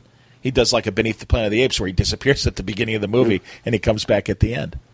My God. But yeah, I think great casting for Timothy Dalton as the Chief. That's fantastic, and I love them all. And it's so great that they kept it period, and it's totally Silver Age with a dash of Grant Morrison stuff. Right. Now, the only thing that I did not like that bothered me was when they went back and told the origins. This is not spoilers, but Brendan Fraser looking a little old to be that young race car driver guy. Oh, that's funny. I guess. Yeah. Okay. And it's being very nitpicky, but I'm like, I guess I don't think he looks old. And he looked thick, but I liked him. That's what I mean. Yeah, he looked older and kind of thick to be a race car driver, but yeah. How about Matt Bomber or however he said, or Bonner is Larry Trainer? Isn't it Larry Trainer? I know it's Larry. Ooh. Negative Man. No, it's Alan Tudyk. No. Alan Tudyk's the bad guy. He's Mr. Nobody. Yeah. I'm talking about Negative Man. I'm sorry. Negative Man and Mr. Nobody. You can see where I got confused. Yeah, I understand. But yeah. No, I mean the actual Doom Patrol member. Yes, Negative. Yeah, Matt Bomber. Yeah. And isn't it Larry Trainer? I thought that was his name. Matt Bomer. No. Bomer? The character. Negative Man's his secret identity. It's Larry, and I believe it's Larry Trainer, right? Yeah. Larry Hama, I think. Yeah, it's Larry Hama. Yeah. It's Larry. Actually, it's Larry of the Three Stooges. I'm Negative Man, Mo. I'm going to go bother Robot Man. Isn't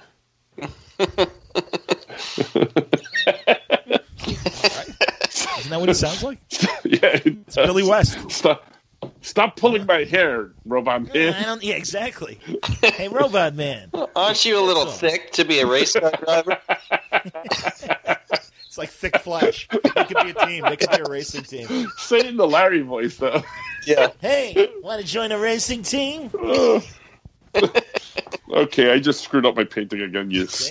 I hate you guys sometimes. I don't know, Mo. He looks 40, Mo. Hey, isn't the Chief James Bond, Mo? Good stuff, man. And Elastigirl is Candy from 2.5 Men. Yeah. The young hottie that John Cryer dates for a while that's really a knucklehead, but funny. And she's great in this. Oh, my God. Yeah. And her face is so perfect to be a retro movie star. Totally. Yeah. Oh, my God. Seriously, I loved it. But really, Matt Bomber as Negative Man. I'm like, oh, my God, that's him. No, Matt Bomber's the actor. Wait, I'm going to kill you. But I like him on. I loved him on Chuck when he was Bryce. Yeah, he's on White Collar. He's on what you call it right now too on the Will and Graces. Oh, that's cool. Who's he dating? He's dating Will. Oh, that's hilarious. Yeah. That's very funny. Oh, you know what's awesome? 2 days in a row. This is uber geek stuff. My guy, Rob Meyer Burnett, the director who did Free Enterprise, 20 years ago. It's the 20th anniversary of Free Enterprise. Yeah. He is doing YouTubes where it's just him talking and running a live chat. And he gets enough fans that, it's worth it to him. And he has, so many people watching live and then a couple thousand people watching afterwards. And he just goes on rants about, Discovery and other TV shows and how the business is changing. And he doesn't like how, what does he call it? But DVDs and, actual discs that you own is going away and, everything's going on the cloud and, or whatever, or streaming. Mm-hmm. And he does physical media. That's what he calls it. Actually owning DVDs or CDs and stuff like that. How do you feel about that? I don't care. I think it's just in the same way that I love these movies. I wanted you to say that you like the physical DVDs, and I was going to jump down your throat about being able to change with the times, John. Wrong. No, it's embarrassing. Go ahead. I was going to say we should do a live chat on the YouTubes or something like that. Yeah, we should. I just don't think forgive me, and by all means, listeners, prove me wrong on I Like Pink very much, Lois, on the Facebook page, and say I would totally be up for that. And I know Skokie Spidey would be listening. Haas might be listening. Skokie Spidey got on Gilbert Gottfried's 250th podcast that he did live and took calls. Oh, did he?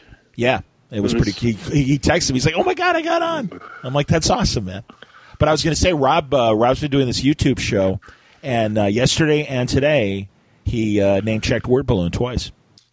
Oh, that's awesome. Very nice, very nice. But just for the record, it's not Skokie Spidey anymore. It's just Skoke now. Mm. Oh, no, that's Artie calls them that because they're tight. And what's I'm not familiar enough with Mike to do that. And what's Word Balloon? What's that? What is Word Balloon? Am I in a parallel Earth? Oh, speaking of, yes, Keith Knight. Keith Knight, my buddy Keith Knight. Yeah, he's got a show coming on Hulu, based on his comic strip. What's his comic strip? Pardon me. Brain fart now. I'm not going to remember. Shucks. I can't remember off the top of my head now. Just Google it. I know. I can't. I got to. Well, I'm telling people too. I'm doing it. Listeners. But he's got a Hulu show coming up. Stand by. Keith Knight. Keith Knight, yeah. 2 Ks. K and Keith, K and Knight. Yeah. Yeah. Yeah. You met him out in San Diego, didn't you, Scoot? I think so, yeah. He's a good guy. The K Chronicles. See? I know I can remember. Yes, it is the K Chronicles. Yeah. There you go. I couldn't remember off the top of my head when you put me on the spot there. Morris will be playing Keith Knight. Yeah. In Woke. I would say Woke comedy for I see. Yeah. No, it is called what? Hold on. Yeah, I believe it's called Woke, yeah. I thought it was called the other thing.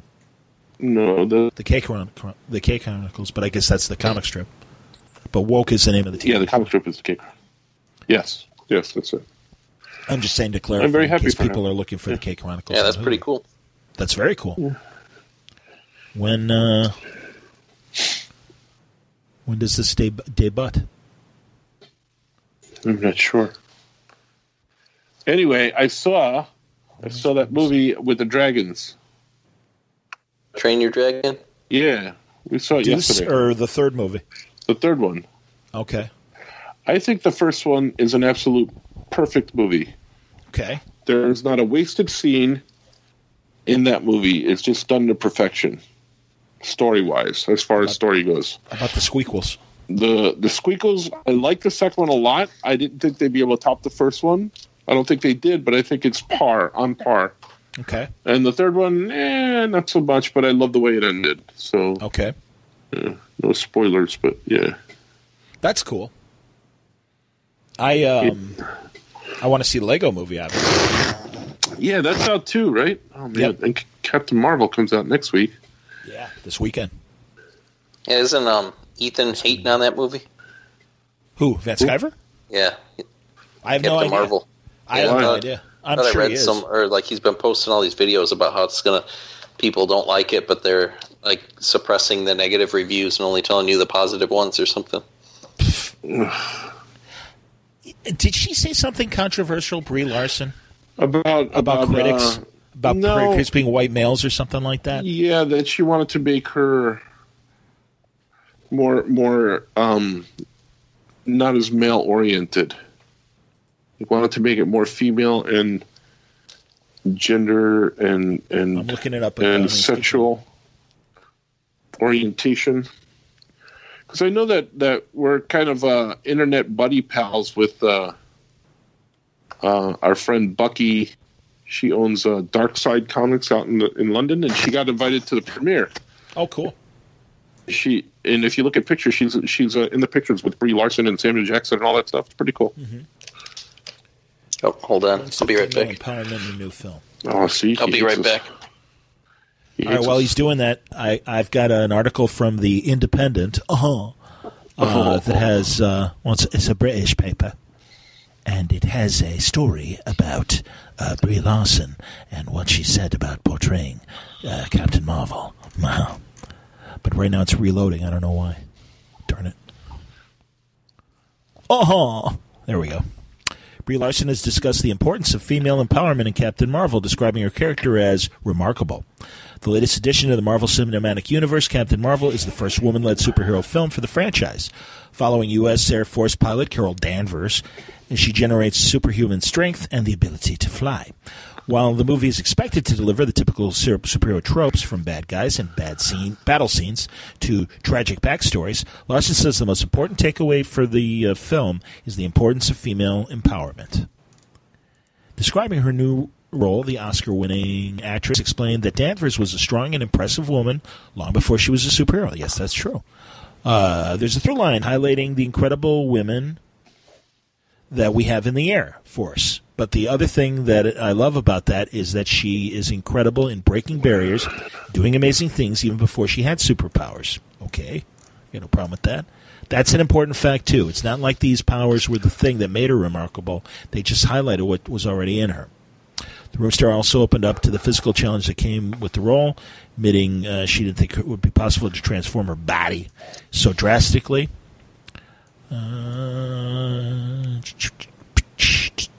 Reason why I did it was for these moments, for these conversations, we're discussing what it feels like or what it looks like to be a female, self-identified female, and be strong.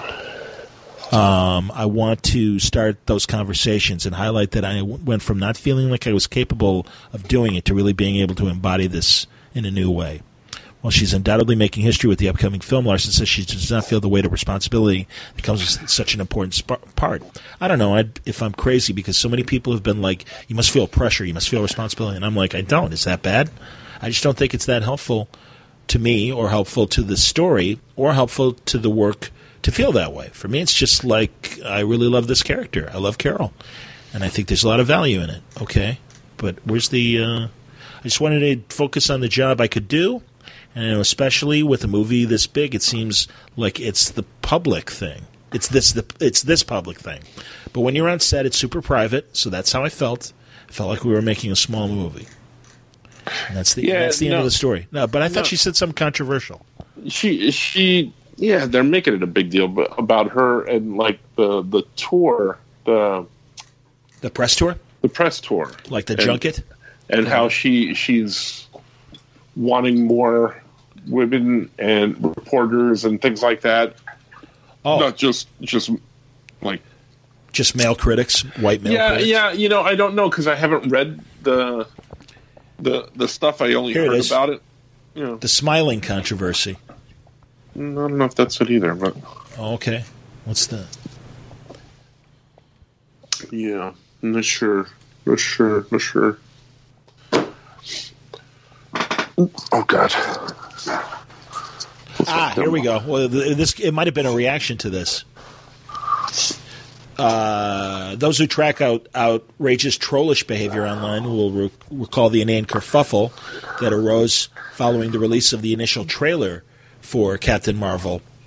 A certain faction on social media criticized Brie Larson's Carol Danvers as appearing too stiff and wooden, with one person even photoshopping smiles on her face and claiming he fixed her. Not entirely surprising, that Twitter account has since been suspended. And we're guessing for something more egregious, but probably not anything less small-minded.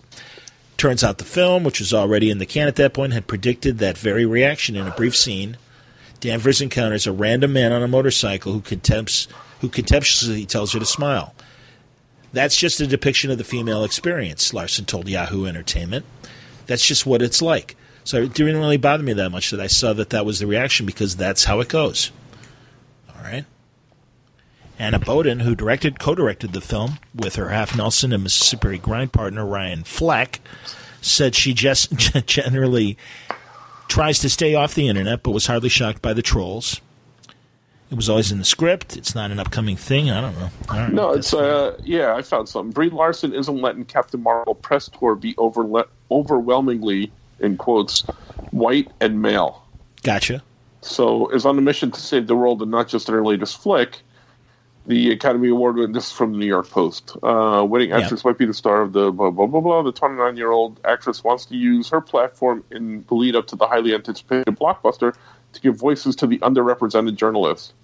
That's why for her recent Marie Claire UK cover story, she handpicked journalist Kia Brown to profile her. Okay. Larson, a fierce advocate for sexual assault survivors, told Brown in her interview for Marie Claire that she was sick of big press tours being overwhelmingly white and male. And I think that's what started the kerfuffle. Got it. Yeah. I see.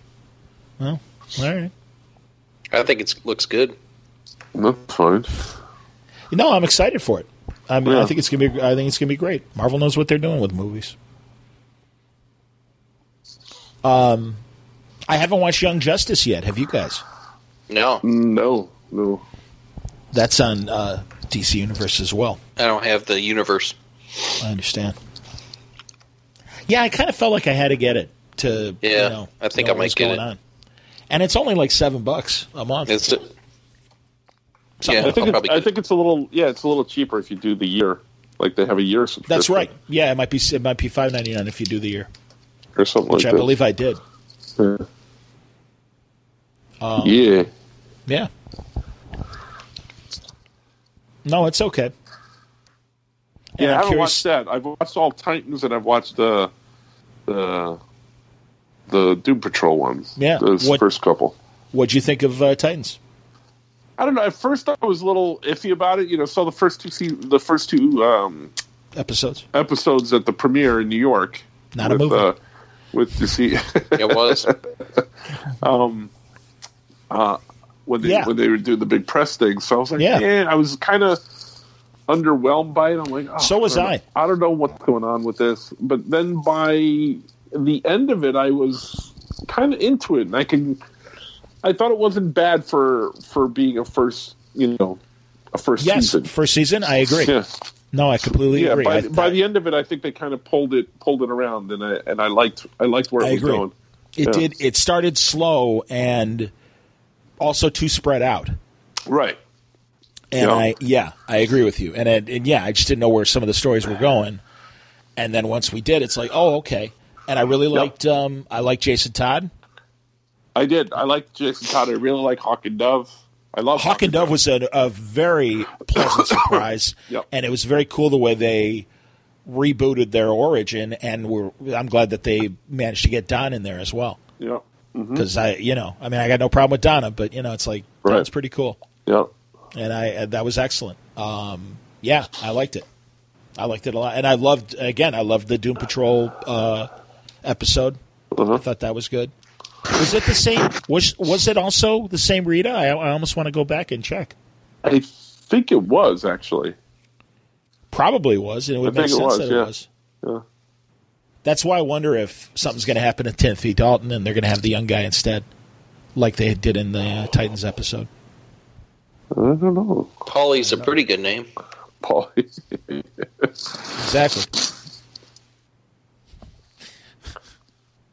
Somebody was quoting lines to me from the first Rocky the other day. Who was? A buddy, another group of friends. I see how it is. It's true. My college buddy Chris Dillman. Are you happy? Greenie? Dillman. He's from DeKalb, Northern Illinois country. The school, Northern Illinois University. Out in the cornfields of DeKalb, where Cindy Crawford country. He actually grew up with Cindy Crawford. That's pretty cool. She was a neighborhood girl. Oh, man. I know. Nice neighborhood. How do I get there? Jeez. I ain't never been in no neighborhood like that. Exactly. But anyway, yeah, I really liked Doom Patrol. I was very blown away with how good it was. Yeah. And really liked Brendan Fraser's Robot Man. I'm digging it. And also, the costumes are so close to being goofy, but they work. Yeah. It totally works, and it works because of what the Doom Patrol is. Mm-hmm. So yeah, I love it. And I love what they did with Elastigirl and her powers. And I don't want to spoil, but yeah, it was fantastic. It's good stuff. Telling you, man. Some weird, wild stuff. Good stuff. Good weird, stuff. Wild, wacky. That's right. Ed McMahon would agree. So what else? That's all I got.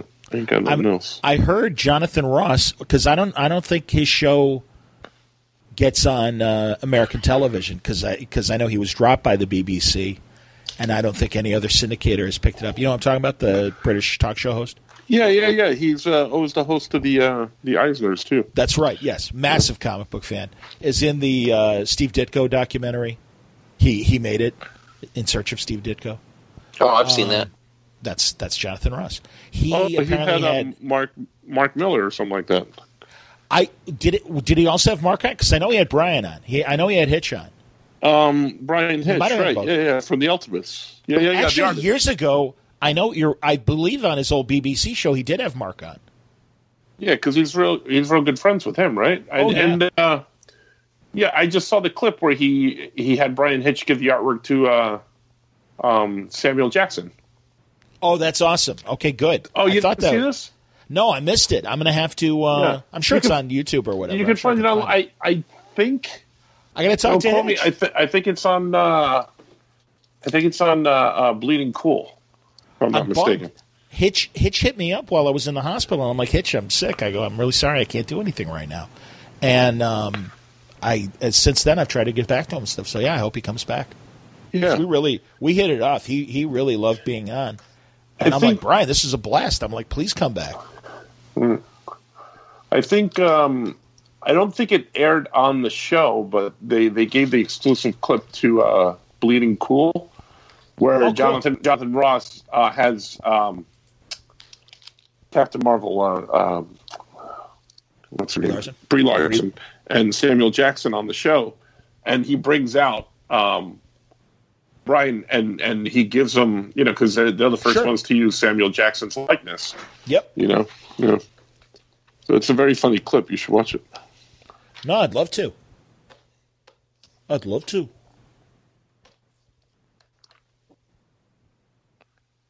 Gosh, I always forget Hitch drew America's Got Powers, his Image book that Jonathan did.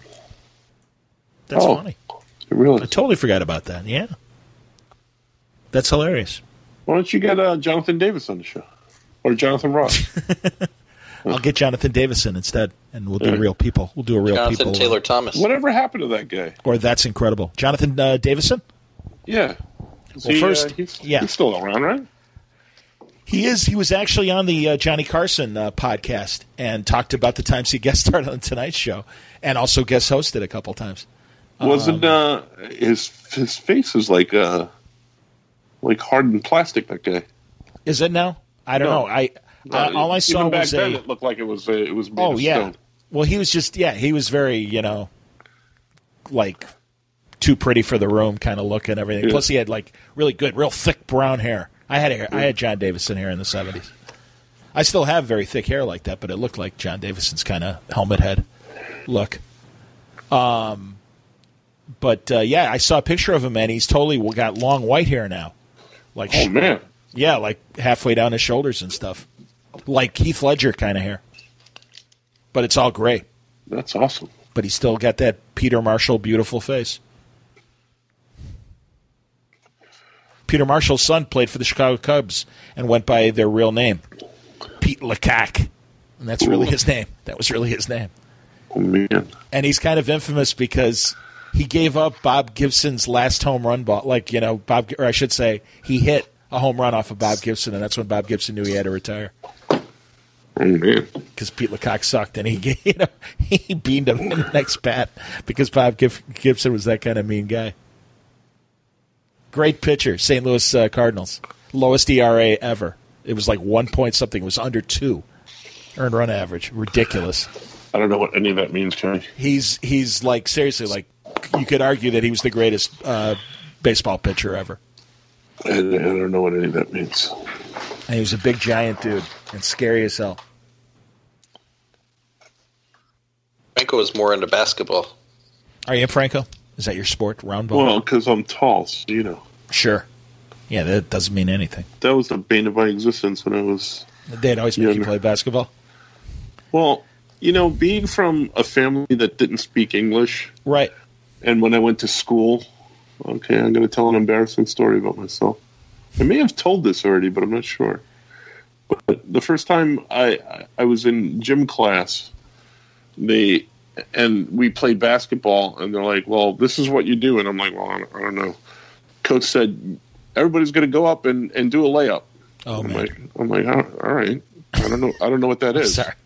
And someone explained it to me. He goes, that's when you go towards the basket with the ball on 1 foot, and then you put it in the basket. So I listened to them. Literally, I grabbed the ball. They shot it to me, and on 1 foot, I hopped half the court length all the way down. That's awesome. Tried to get it in the basket, and I missed, and everybody laughed. It's not Franco's funny. Laughing. Franco's it's not laughing. funny. It's not funny, Johnny. It was traumatic. Okay? No, I can appreciate that. I would suck at bocce ball if I were in Italy. Oh, man. I understand. See? I'm not saying. I'm just saying. It's racist, man. No, it's still funny. Come on, it is still funny. Don't get me wrong. I feel bad for you. And by the way, I sucked at basketball, and I was tall. And, you know, I was one of those kids that, like, in third grade, I was one of the tallest kids. And then, of course, I never grew. Right. Well, that was like I said, I'm actually shrinking. That was one of the things, too, because growing up I was so tall. You know, well, I'm always so tall, still now. Sure. And people always be like, oh, hey, did you play basketball when you were younger? And I was always like, no. Did you play miniature golf when you were younger? And then always, yeah, why would I play miniature golf? I'm like, because you're so short. I like that. Okay, I don't understand the connection. I guess because it's miniature. Okay. And they're like, well, I'm not that short. I'm like, to me, you are. That's awesome. You should say, were you ever a jockey? Yeah. That's like there's a great British crime writer, and his name is Dick Francis, and all of his stories took place at the racetrack because, you know, that's a big part of British culture and everything, not just the rich folk. And I just would imagine him go, well, my latest book is about a jockey who finds himself accused of murder. Murder. And then, you know, what about my next book is about a trainer who knows a jockey who has just been framed for murder. But I'd always throw the word jockey in because I could say a jockey. Yeah, it's true, Johnny. Any trip that I take to it just happened like 2-3 weeks ago. I went to the supermarket and this lady was like, "Excuse me, could you reach this? Yeah. Can you get the pitted prunes up on the top shelf there?" And I said to her, "Absolutely. If you can reach that jar of olives down on the bottom shelf there, I'd be happy." Did you really say that back? I did. But snappy answers, and I'm the guy that gets nasty about shushing somebody in Barnes and Noble. Yeah, but the thing is, I say it in a way that they think is funny. With mine, it's just pure evil, of course. Right? Yeah. Nice. You have that air of shut the hell up about you, you know. So Yeah. I'm more Robert Blake. And that's the name of that tune. I know who that is. It's true. He's the one who killed his wife before OJ. Maybe. There was something with him and a gun, and it was a girlfriend or something like that. Yeah. I think he killed her. Yep, I do too. Did he murder somebody? He probably did. I think he's in jail. Yeah. If he's not dead, he's in jail. I think that's. I remember when he was in Lost Highway, the David Lynch movie, and really creepy and scary. Robert Blake murder, ladies and gentlemen, stand by. Yeah.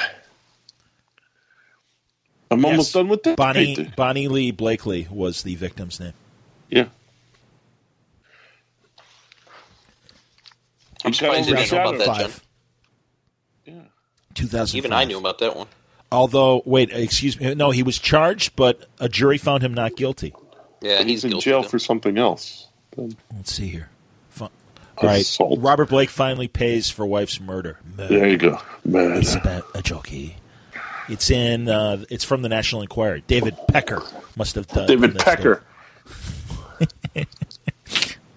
Am I right? You're not wrong. David Pecker. That's awesome. Him with his false teeth.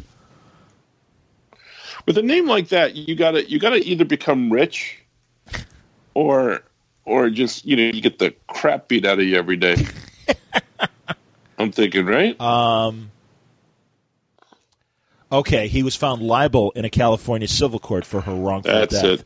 But he was acquitted the first time. Yeah, he's guilty, John. So what happened? Is he in jail? No, let's see here. I don't know. He's in jail. Verdict upheld. So is he still? Okay, no, because hold on. Blake has maintained a low profile since his acquittal and his filing for bankruptcy with debts of $3 million for unpaid legal fees, as well as state and federal taxes. Due to his legal problems, Blake has said he might return to acting someday in order to help himself financially. On April 10th or April 9th, 2010, state of California filed a tax lien against Blake for $1,110,000 in unpaid taxes. 2017, Blake applied for a marriage license. In a March 2016 interview at age 82, Blake indicated he had a new mystery woman in his life that remained unnamed. In 2017, he applied for a marriage license for his fiancée, Pamela Hudak, a woman he had known for decades before Blakely and who testified on his behalf at his trial. And in December of 2018, it was announced Blake had filed for a divorce. So, has he got anything lately? Doesn't seem like it. Let's see here. He's a real ladies' man. That's the name of that tune. Yeah, nothing since Lost Highway. Interesting. Remember Helltown, where he's the priest? Yeah. And he's like the ex-con priest. And he goes back to clean up his town. Helltown. That was on NBC. No, it was No Beretta. That's the name of that tune. Hold on, I'll be right back. Sure. And he was also Jimmy Hoffa in a bad TV movie. Hoffa versus Robert Kennedy. I remember that one. Kid. Let me tell you, kid. It's like Blood Justice or Blood Feud. Might have been Blood Feud. Blood Feud. I'm telling you. I'll tell you. None of this paint is working out for me tonight, Johnny. I'm sorry, man. Oh, you know what I heard on Audible recently? What? Bob Newhart did what essentially must have been like, I don't know if they were full podcast episodes and if you can buy the individual conversations, but he put together this like 2-hour compilation called Hi Bob, and it's him having conversations with Jimmy Kimmel and Sarah Silverman and Lisa Kudrow and Will Ferrell and Judd Apatow. There might be another one in there, but yeah, I mean, they're good. They're interesting. And like he and Kimmel like went on about how they both started in radio before they got to be stand-ups and everything. Uh-huh. And that was really interesting. And they both talked about how much they love radio. And I'm like, see? Yeah, sure. No, it's interesting. How old is Kimmel? He's got to be our age. Yeah, he's in his 50s. Yeah. Yep. He, I think he's like I think he and I are probably the same age, or he's slightly younger or slightly older. I'm not sure. Because when he went to school, and it was funny, Adam Carolla knew the guy, too. On the Man Show, remember they had the Fox, the old guy that would play the raunchy piano songs? Yeah. When I was in college, the Fox was touring colleges all the time. And I went down to University of Illinois to visit my buddies in Champaign, and their fraternity hosted the Fox. And he would tell, like, dirty limerick songs. He'd say, like, I know a girl whose name is Vicky. Hey, lottie, lottie, la. She sat on my face and made it sticky. Hey, oh, man. Yeah, this is a family show, Johnny.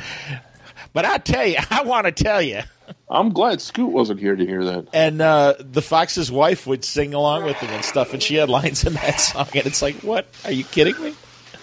Because there's these, like, two senior citizens that were singing these, like, bawdy fraternity songs. And we're like, we're all laughing our asses off because we're all drunk on beer. Beer. Having a kegger. Oh, Sigma Alpha Mu, Sammy's, ladies and gentlemen. Hey, man, come on down to my fraternity. I think you'll dig it. Did you see American Masters? They had a Sammy Davis Jr. 2-hour extravaganza. No. It was excellent. It was very interesting. They had footage when he was a little kid, and he played a character named Rufus Jones, and he was like the Gary Coleman of his era and everything, and he was a tiny little kid that was tap dancing his ass off. The Michael Jackson of his time. No, I don't know this thing. It's very cool. That and, of course, his infamous affair with Kim Novak, and Kim Novak was on the show, which was really cool. I always get excited when I see her on camera because she kind of disappeared like by the early 80s and seemed to stay away for several years. But she's like one of those last Hollywood 50s glamour women. The great Kim Novak. I know who you're talking about. You do or do not? I do. I do know who you're talking about. I like the movie she made with Jimmy Stewart. I don't know who you're talking about. Bell, Book, and Candle. It's like a precursor to Bewitched, where she's a witch and her brother is Jack Lemmon and her aunt is Elsa Lancaster, Charles Laughton's wife, and of course the Bride of Frankenstein, the original Bride of Frankenstein. Oh. Yep. Did you in the 80s, Franco, ever see the Bride of Frankenstein reboot movie with Sting and Jennifer Beals? I did not see it. I know what you're talking about, but I've never seen it. Really? Oh, I like that movie. That's a fun... I wonder... That would be... Although Jennifer Beals has one of those long faces, so I could see her being the Bride of Frankenstein. It's good. It's a very interesting take on Frankenstein and the Bride of Frankenstein. And she's a maniac. Yes, she is. On the floor. On the floor. And she dances like she never danced before. Right. Just a steel town girl on a Saturday night. Do you know that song was supposed to be in a horror movie? No. And they rewrote it because they needed it. They needed a song, and they're like, "Well, we have this other song." It sounded like a kind of a suspenseful song. That's got that great electric drum. Mm-hmm. Great stuff, man. You know what music sucks, and it's on Star Trek. The first couple of years, they didn't have orchestras like doing the incidental music. They had like all synth music, and it really is horrible. It's not Jan Hammer good like on Miami Vice. Hey, pal. Jan Hammer. I have an album autographed by that guy. Did you have the album that he made with Neil Schon from Journey? No, I have the Miami Vice album. Yeah. With Glenn Frey. You belong to the city. I believe, yeah, I still have that. I have it signed. It's here in my... Who signed it? In my Jan Hammer. Just Jan Hammer? Yeah, because... Did he do an album signing? No. I was in school one day, and one of my students... I was talking to my students, and we were talking and stuff like that, and I don't know what we were talking about, but he goes... another student was talking about, he goes, and I went to his house, and, there's a Grammy sitting there. I'm like, oh, your dad's got a Grammy? And he goes, I said, Paul, your dad's got a Grammy? And he goes, yeah. I'm like, who's your dad? Jan Hammer? I'm like, that's awesome. Paul Hammer? That's your dad? He goes, yeah. That's hilarious. His name is really Paul Hammer? Yeah. That's fantastic. The kid's name is Paul. So yeah. That's fantastic. Paul Hammer. So, yeah. So that's excellent. I said, if I brought my album in, would you get your dad to sign it? He goes, yeah. It's like, I gave my album and he had his dad sign it. That's awesome. Yeah. Have you met Jan Hammer yet? I have not. I've never met him. I just went to parent-teachers conference? It was, this was years and years ago, too.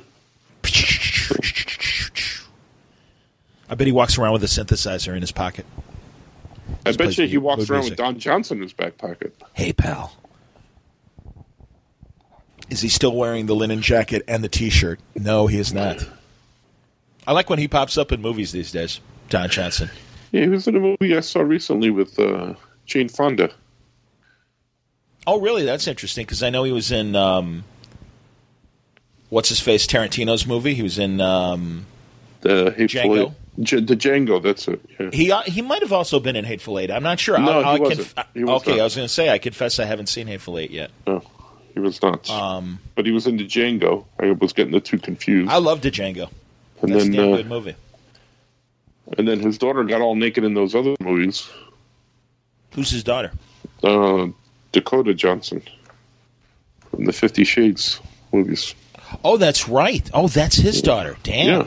I'm a big fan. Him and the Melanie Griffith, I believe. And Melanie Griffith, it's their daughter. Pal. Yeah. Interesting. What about Philip Michael Thomas? Where's he these days? Nowhere. Yeah. Exactly. Parts unknown. Ricardo Tubbs.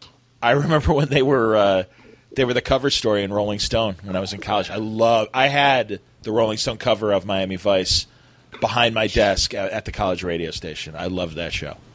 I love Miami Vice. We would not go out until on Friday night. We would not go out until after, and that's why I love that part of The Wedding Singer, because I'm like, sadly, I could relate.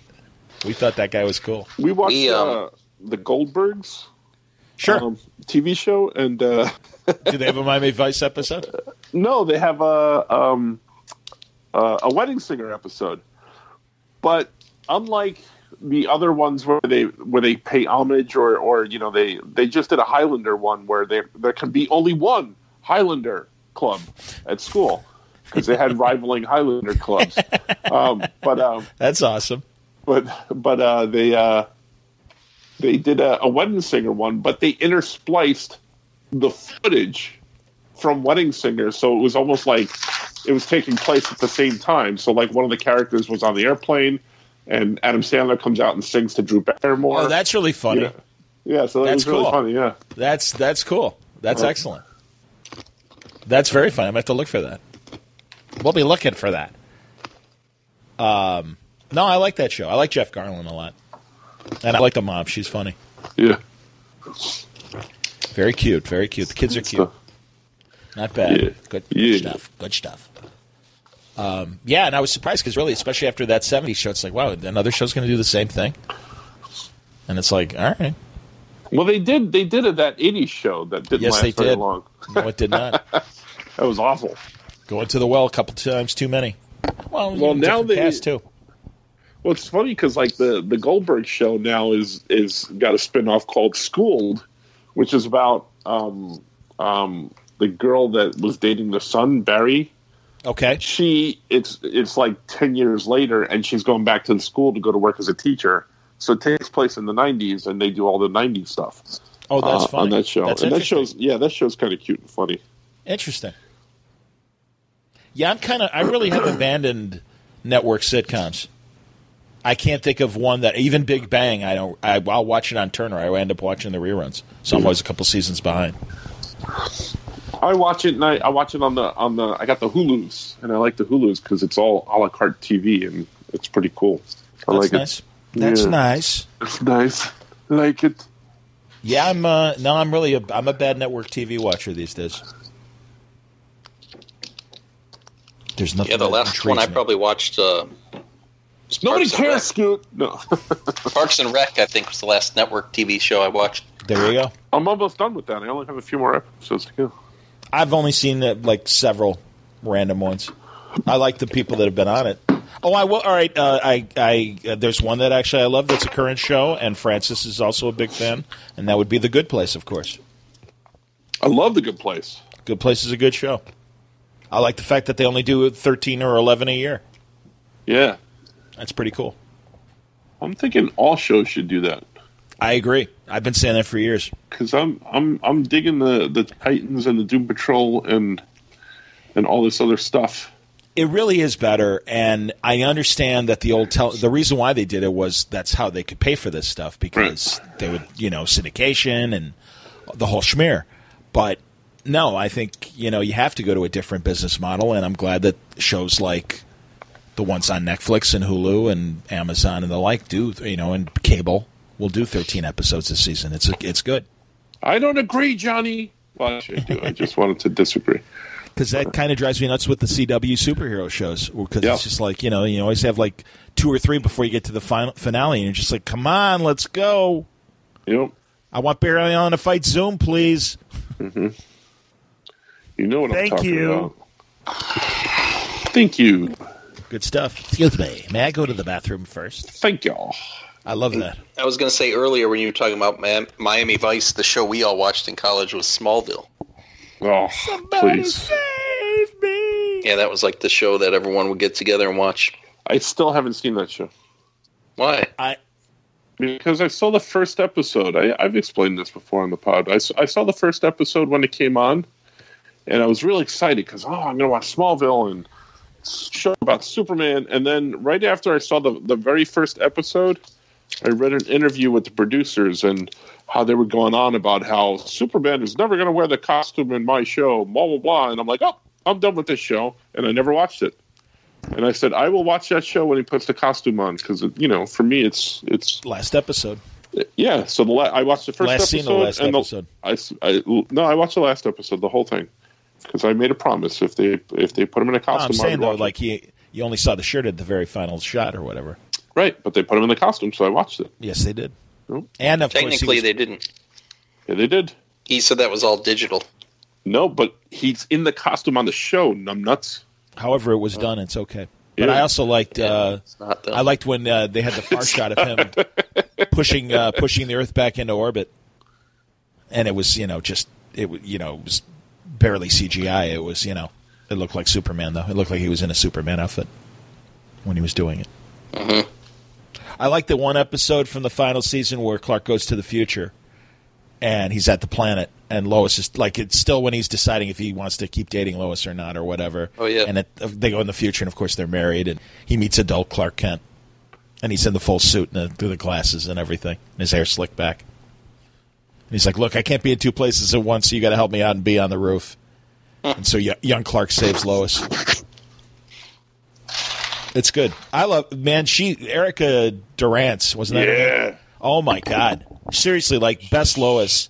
I mean, I love Noelle Neal, of course. She's my favorite. She's my favorite Lois. Yeah, hands down. And I never watched the show. She's perfect. It's true. Lois Lane. I'm telling you, man. No, she was great. And how about how crazy Chloe Sullivan got? The blonde. Alison Brie or whatever her name was. Not Alison Brie. Alison Brie's I'm going to start a sex cult. Yeah. Yeah, exactly. What the hell, man? Crazy. Hey, and Lana's in cheap horror movies all the time. Kristen Crooks or whatever her name is. And she's in like a Mortal Kombat thing or something. Who? The woman who played Lana Lang on Smallville. Annette O'Toole? No, she was the mom on Smallville. She was, of course, in Superman Dos. But she was a good Martha Kent. And, of course, our buddy, Jonathan. Played by Schneider. How you doing there, Mrs. Romano? How are you? Me and my brother Bo are going to go and shoot up some stuff here. Or Luke. Was he Bo? Or, wasn't he Luke? He was Bo. He was Bo? John Schneider? Yeah, Tom Wopat was Luke. Okay, I didn't know who was who. I never watched that show. Oh my God, come on. It was on right before Dallas. I understand. Watch one and then you watch the other. Crap. No. Captain from Crap. No. Good stuff. So I want to know, like, before, who was making I want to know what the, love is. who's making all the airplane noises before, and who has the in-flight meal right now? Pretzels. I went and got pretzels. Yeah. I didn't hear the in-flight meal, and I didn't hear the airplane. Yeah. Those pretzels are making me thirsty. It's pretzels. Yeah, earlier I heard like water running too. I've got my central heat going. Oh. I own a motorhome. That was an old infomercial about making paninis, and panini maker or whatever. And the MC is like, I own a motorhome, and this device would be very good for long road trips. Yeah, it's great. But I just love when he's like, I own a motorhome. I want to mention on the yacht. Exactly. My name is Albert J. Fudd, millionaire. Unter yacht. On the yacht. Yeah, because I think it's Unter. I think it's UNT, as I remembered it. But yeah, I love it. Albert J. Fudd, millionaire. I am Albert J. Fudd, millionaire. Good stuff. Very okay, then. All right, then. Mr. Douglas. Mr. Stark, I don't feel so good. That's right. Aw, poor Peter. I want to stay, Mr. Stark. He's Have you watched it at all since it's been on Netflix? Yeah. Yeah. I've watched parts of it, but I haven't watched it all the way through. Same with Ragnarok and Black Panther. Black Panther, I got a screener from SAG, Screen Actors Guild. Oh, you know what I saw? I don't think we talked about this last time. What? Tell me. Your mother. Your mother. I almost said it. I saw Vice, the Christian Bale I heard movie that's about funny. Dick Cheney. Oh, yeah. It's fantastic. It's so good. Did you guys ever see? My parents went and saw that at the theater. Does he put on the bat suit at all? No, but he puts on the fat suit. Yeah, he puts the fat suit on, and seriously, like, he disappears. It's believable makeup, and I thought he did a very credible job as Dick Cheney. I thought Carell was very good as Donald Rumsfeld, and Amy Adams was great as Lynn Cheney, and even the woman from Newsroom that drove me nuts, Allison Pill, the blonde. Oh, she plays Mary Cheney, and the gay Cheney, and she's great. And it's so funny because she really annoyed me on Newsroom, but everything else I've ever seen her in, she is incredible, and she's great in this movie as Mary Cheney, and also great in Midnight in Paris, the movie with what's his face, the brother, broken nose, blonde, Owen Wilson, the Woody Allen movie with Owen Wilson.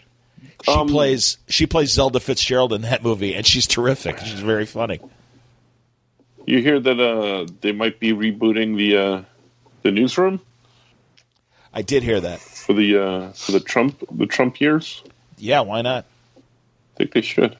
I hope. I like Sorkin. Yeah. I like the idea of Sorkin, and I want good. Well, I do. I like the idea that he exists. Well, I do. I mean, in terms of like that there are Sorkin TV shows, because his batting average is good enough.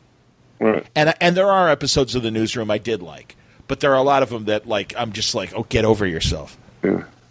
Because and live from the whatever it was called, the one that was supposed to be the Saturday Night Live show, Live on the Sunset Strip or whatever it was called. I never saw that one. Bradley Whitford and Matthew Perry played the showrunners. And I did see that one. Okay. And what's his face was on it. Oh God, I love that guy. D.L. Hughley was on it, and right. Sarah Paulson. Wasn't that on for only like a few episodes or something? Yeah, like 2/3 of a season or whatever. Wasn't Sports Night also an Aaron Sorkin one? Yes, it was, and that was a great show. I love Sports Night. I absolutely love Sports Night. I missed the first run of The West Wing because, unfortunately, it was opposite Voyager. And I'm like, I'm sorry, I watch Star Trek. Even when I'm angry at Star Trek, I still watch Star Trek. But yeah, so I missed it, but then I saw it in reruns, and of course that's amazing. I love Few Good Men, or rather not A Few Good Men. He didn't write that. He wrote The American President, the one with Michael Douglas. Yeah, he wrote A Few Good Men too, didn't he? He might have. Actually, you're probably right. He probably did. I just, for some reason, I'm like, you want me on that wall. You need me on that wall. I know Reiner directed it. Yeah. I'm going to look it up. Meathead. He's amazing. I'm a big fan. I still want to see. Last year, he made a movie called Shock and Awe, and it's about the first Iraq War. And Alec Baldwin was going to play the lead role, and literally a week into the production, he backed out. And so Rob Reiner not only directed it, but there was no one else to play the lead, so Rob Reiner played it. Oh, really? Yeah, and it's literally much like Steven Spielberg's complaint to bring things around. It limited theater release, but also was available on iTunes to purchase and watch it that way. And you could watch it like on it. It was never free on, and it might be now. I don't know. I should go and check. It might, and in fact, if it's anywhere, it might be on Amazon because his Lyndon Johnson movie that he made with Woody Harrelson as LBJ was on Amazon Prime. I don't know if it still is or not. Okay, Few Good Men. Princess Bride. Well, of course. The classic. And, of course, this is Spinal Tap. It was an Aaron Sorkin play. Well done, sir. You were correct. Yeah. Did you ever go to any straight-up dramas and not musicals when you go to see Broadway shows? Yeah.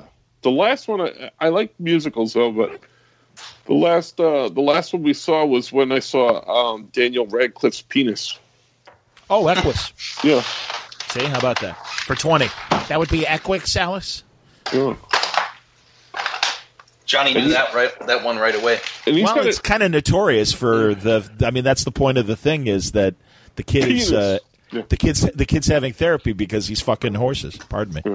Oh, man. How you doing, kids? How you doing, kids? Hi, ladies and gentlemen. There's a new show with Harry Potter on, and Steve Buscemi as God. Yeah, and there's this guy at work who's like, "Oh, you got to watch it. It's so funny. It's so funny." I'm like, "All right." I watched the first 2 episodes.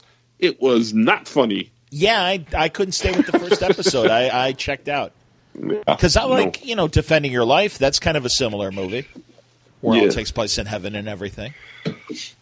No. Yeah, I didn't like it. No, sir, I didn't like it. No, sir, not a fan. Yeah, but he was funny in Extras, the Gervais TV show. Didn't see it.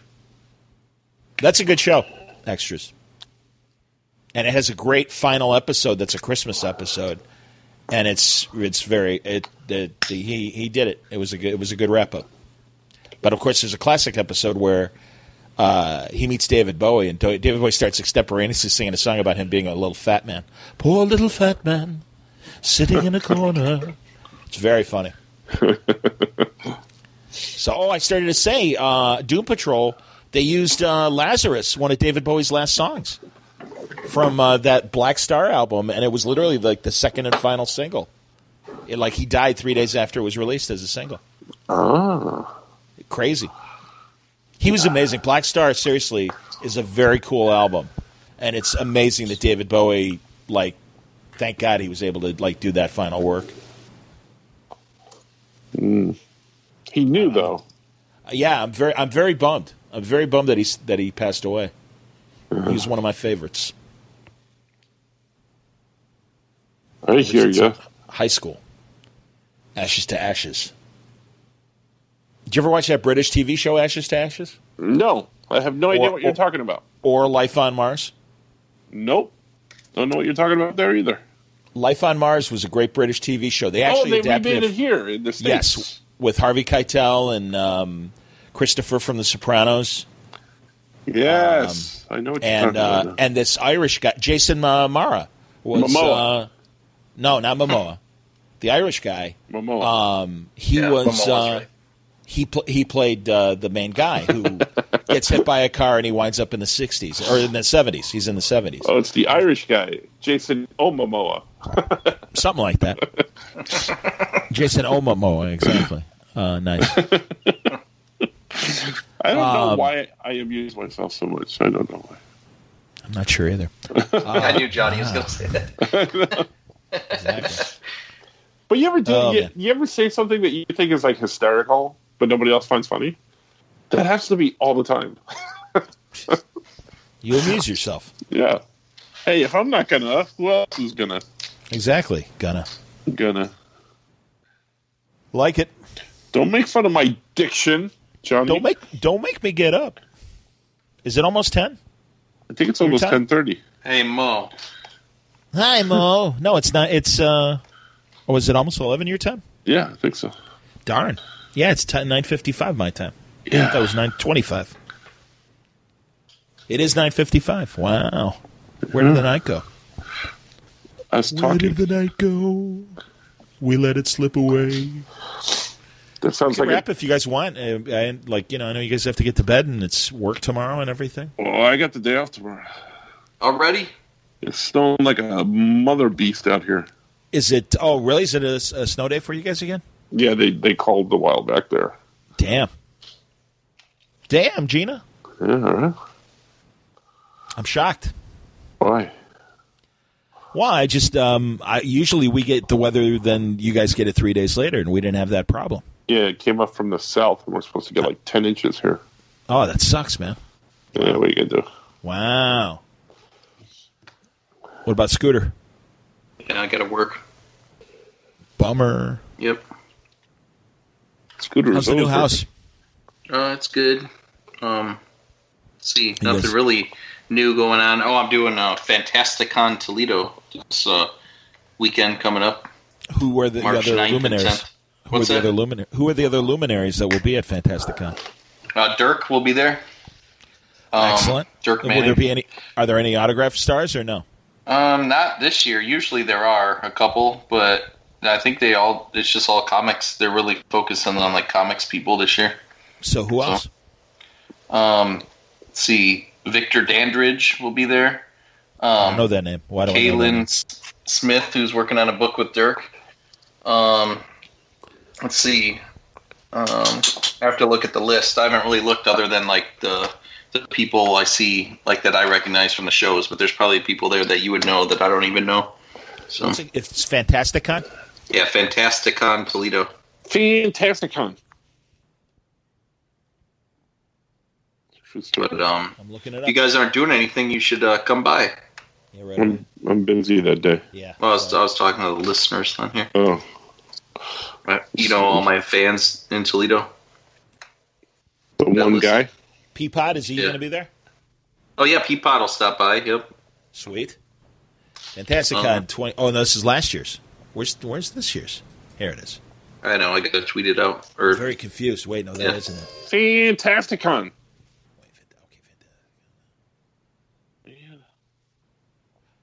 I hate when you paint something and you screw it up. That's why I don't do it that often. Okay. Oh, that's interesting. I didn't know they had a bunch of Fantasticons in other cities. Oh, yeah, sorry, yeah. Hey! Yeah, they need to get him there. Jamie Farr needs to go. Yeah, you would think. That would have been information that would have been useful yesterday! Give me the guess, for God's sake. For Christ's sake. I'm looking at Ticketmaster to see how much the tickets are for Fantasticon. Fantasticon. All right, never mind. Drive me nuts. It's at the Seagate Convention Center in beautiful Toledo. Yeah. See, I knew that. I knew that. Can't believe you didn't think I knew that.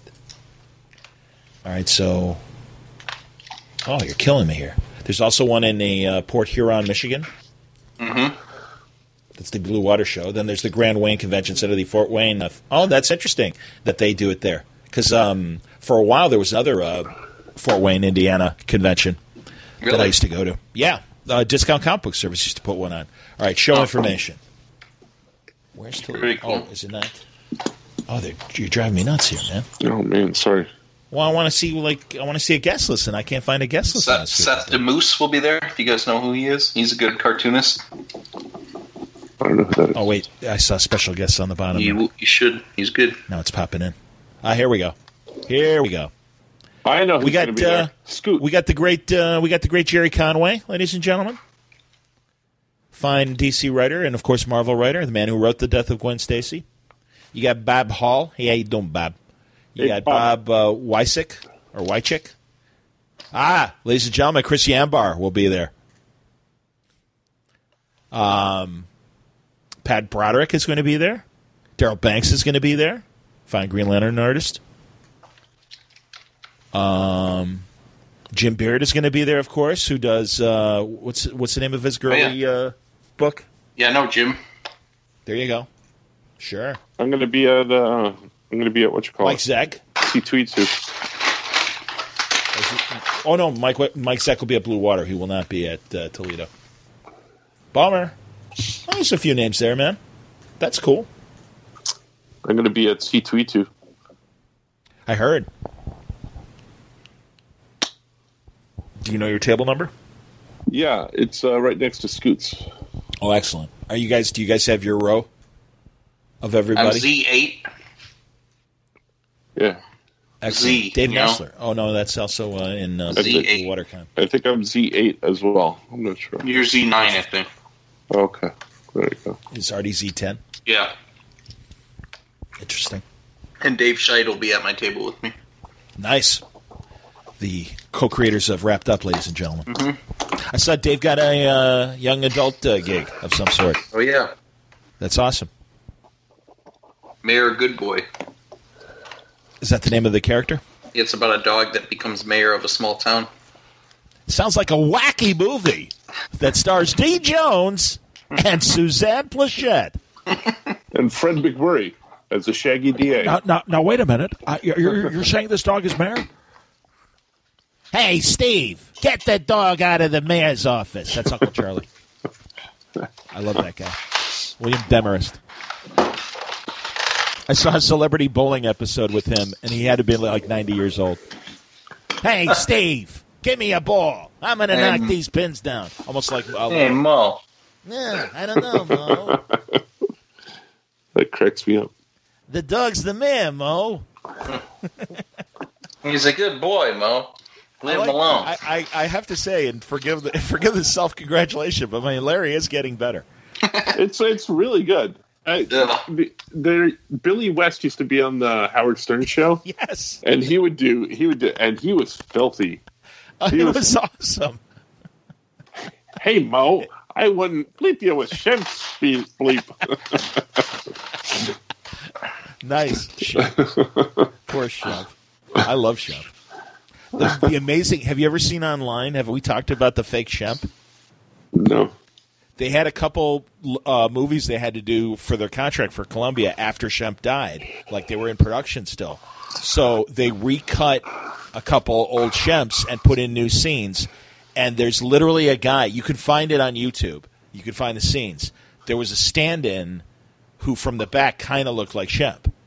And they would literally like do bits with the guy's back to the camera and everything. But yeah, Hey, Mo. Shemp knows where he is. Where is he, Shemp? No,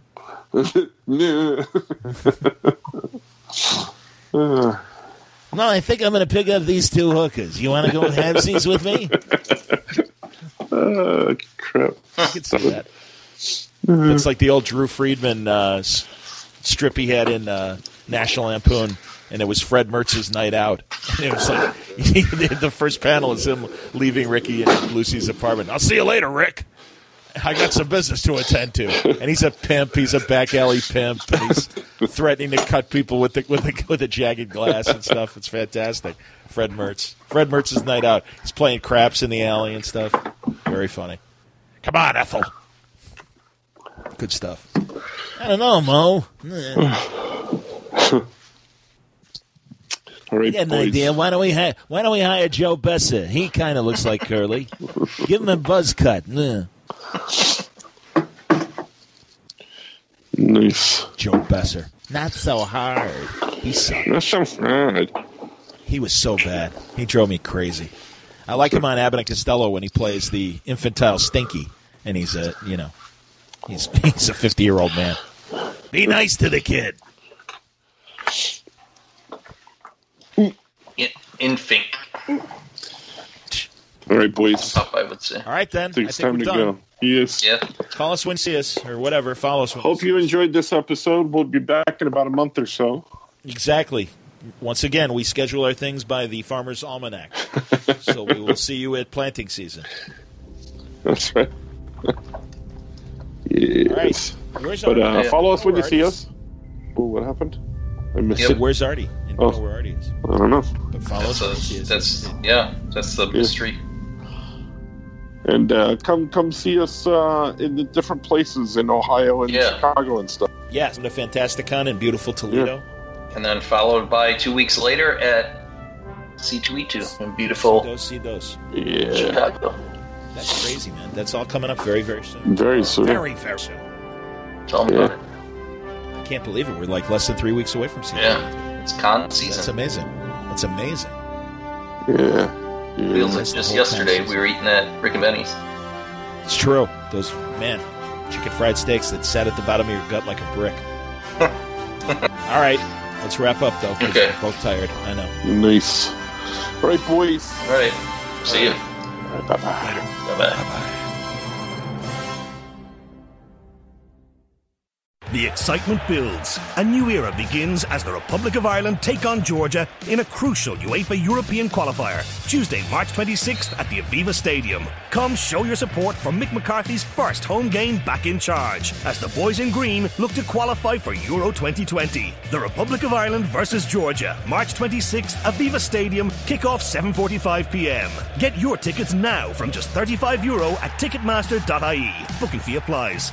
The excitement builds. A new era begins as the Republic of Ireland take on Georgia in a crucial UEFA European qualifier, Tuesday, March 26th at the Aviva Stadium. Come show your support for Mick McCarthy's first home game back in charge, as the boys in green look to qualify for Euro 2020. The Republic of Ireland versus Georgia, March 26th, Aviva Stadium, kick-off 7:45pm. Get your tickets now from just €35 at ticketmaster.ie. Booking fee applies.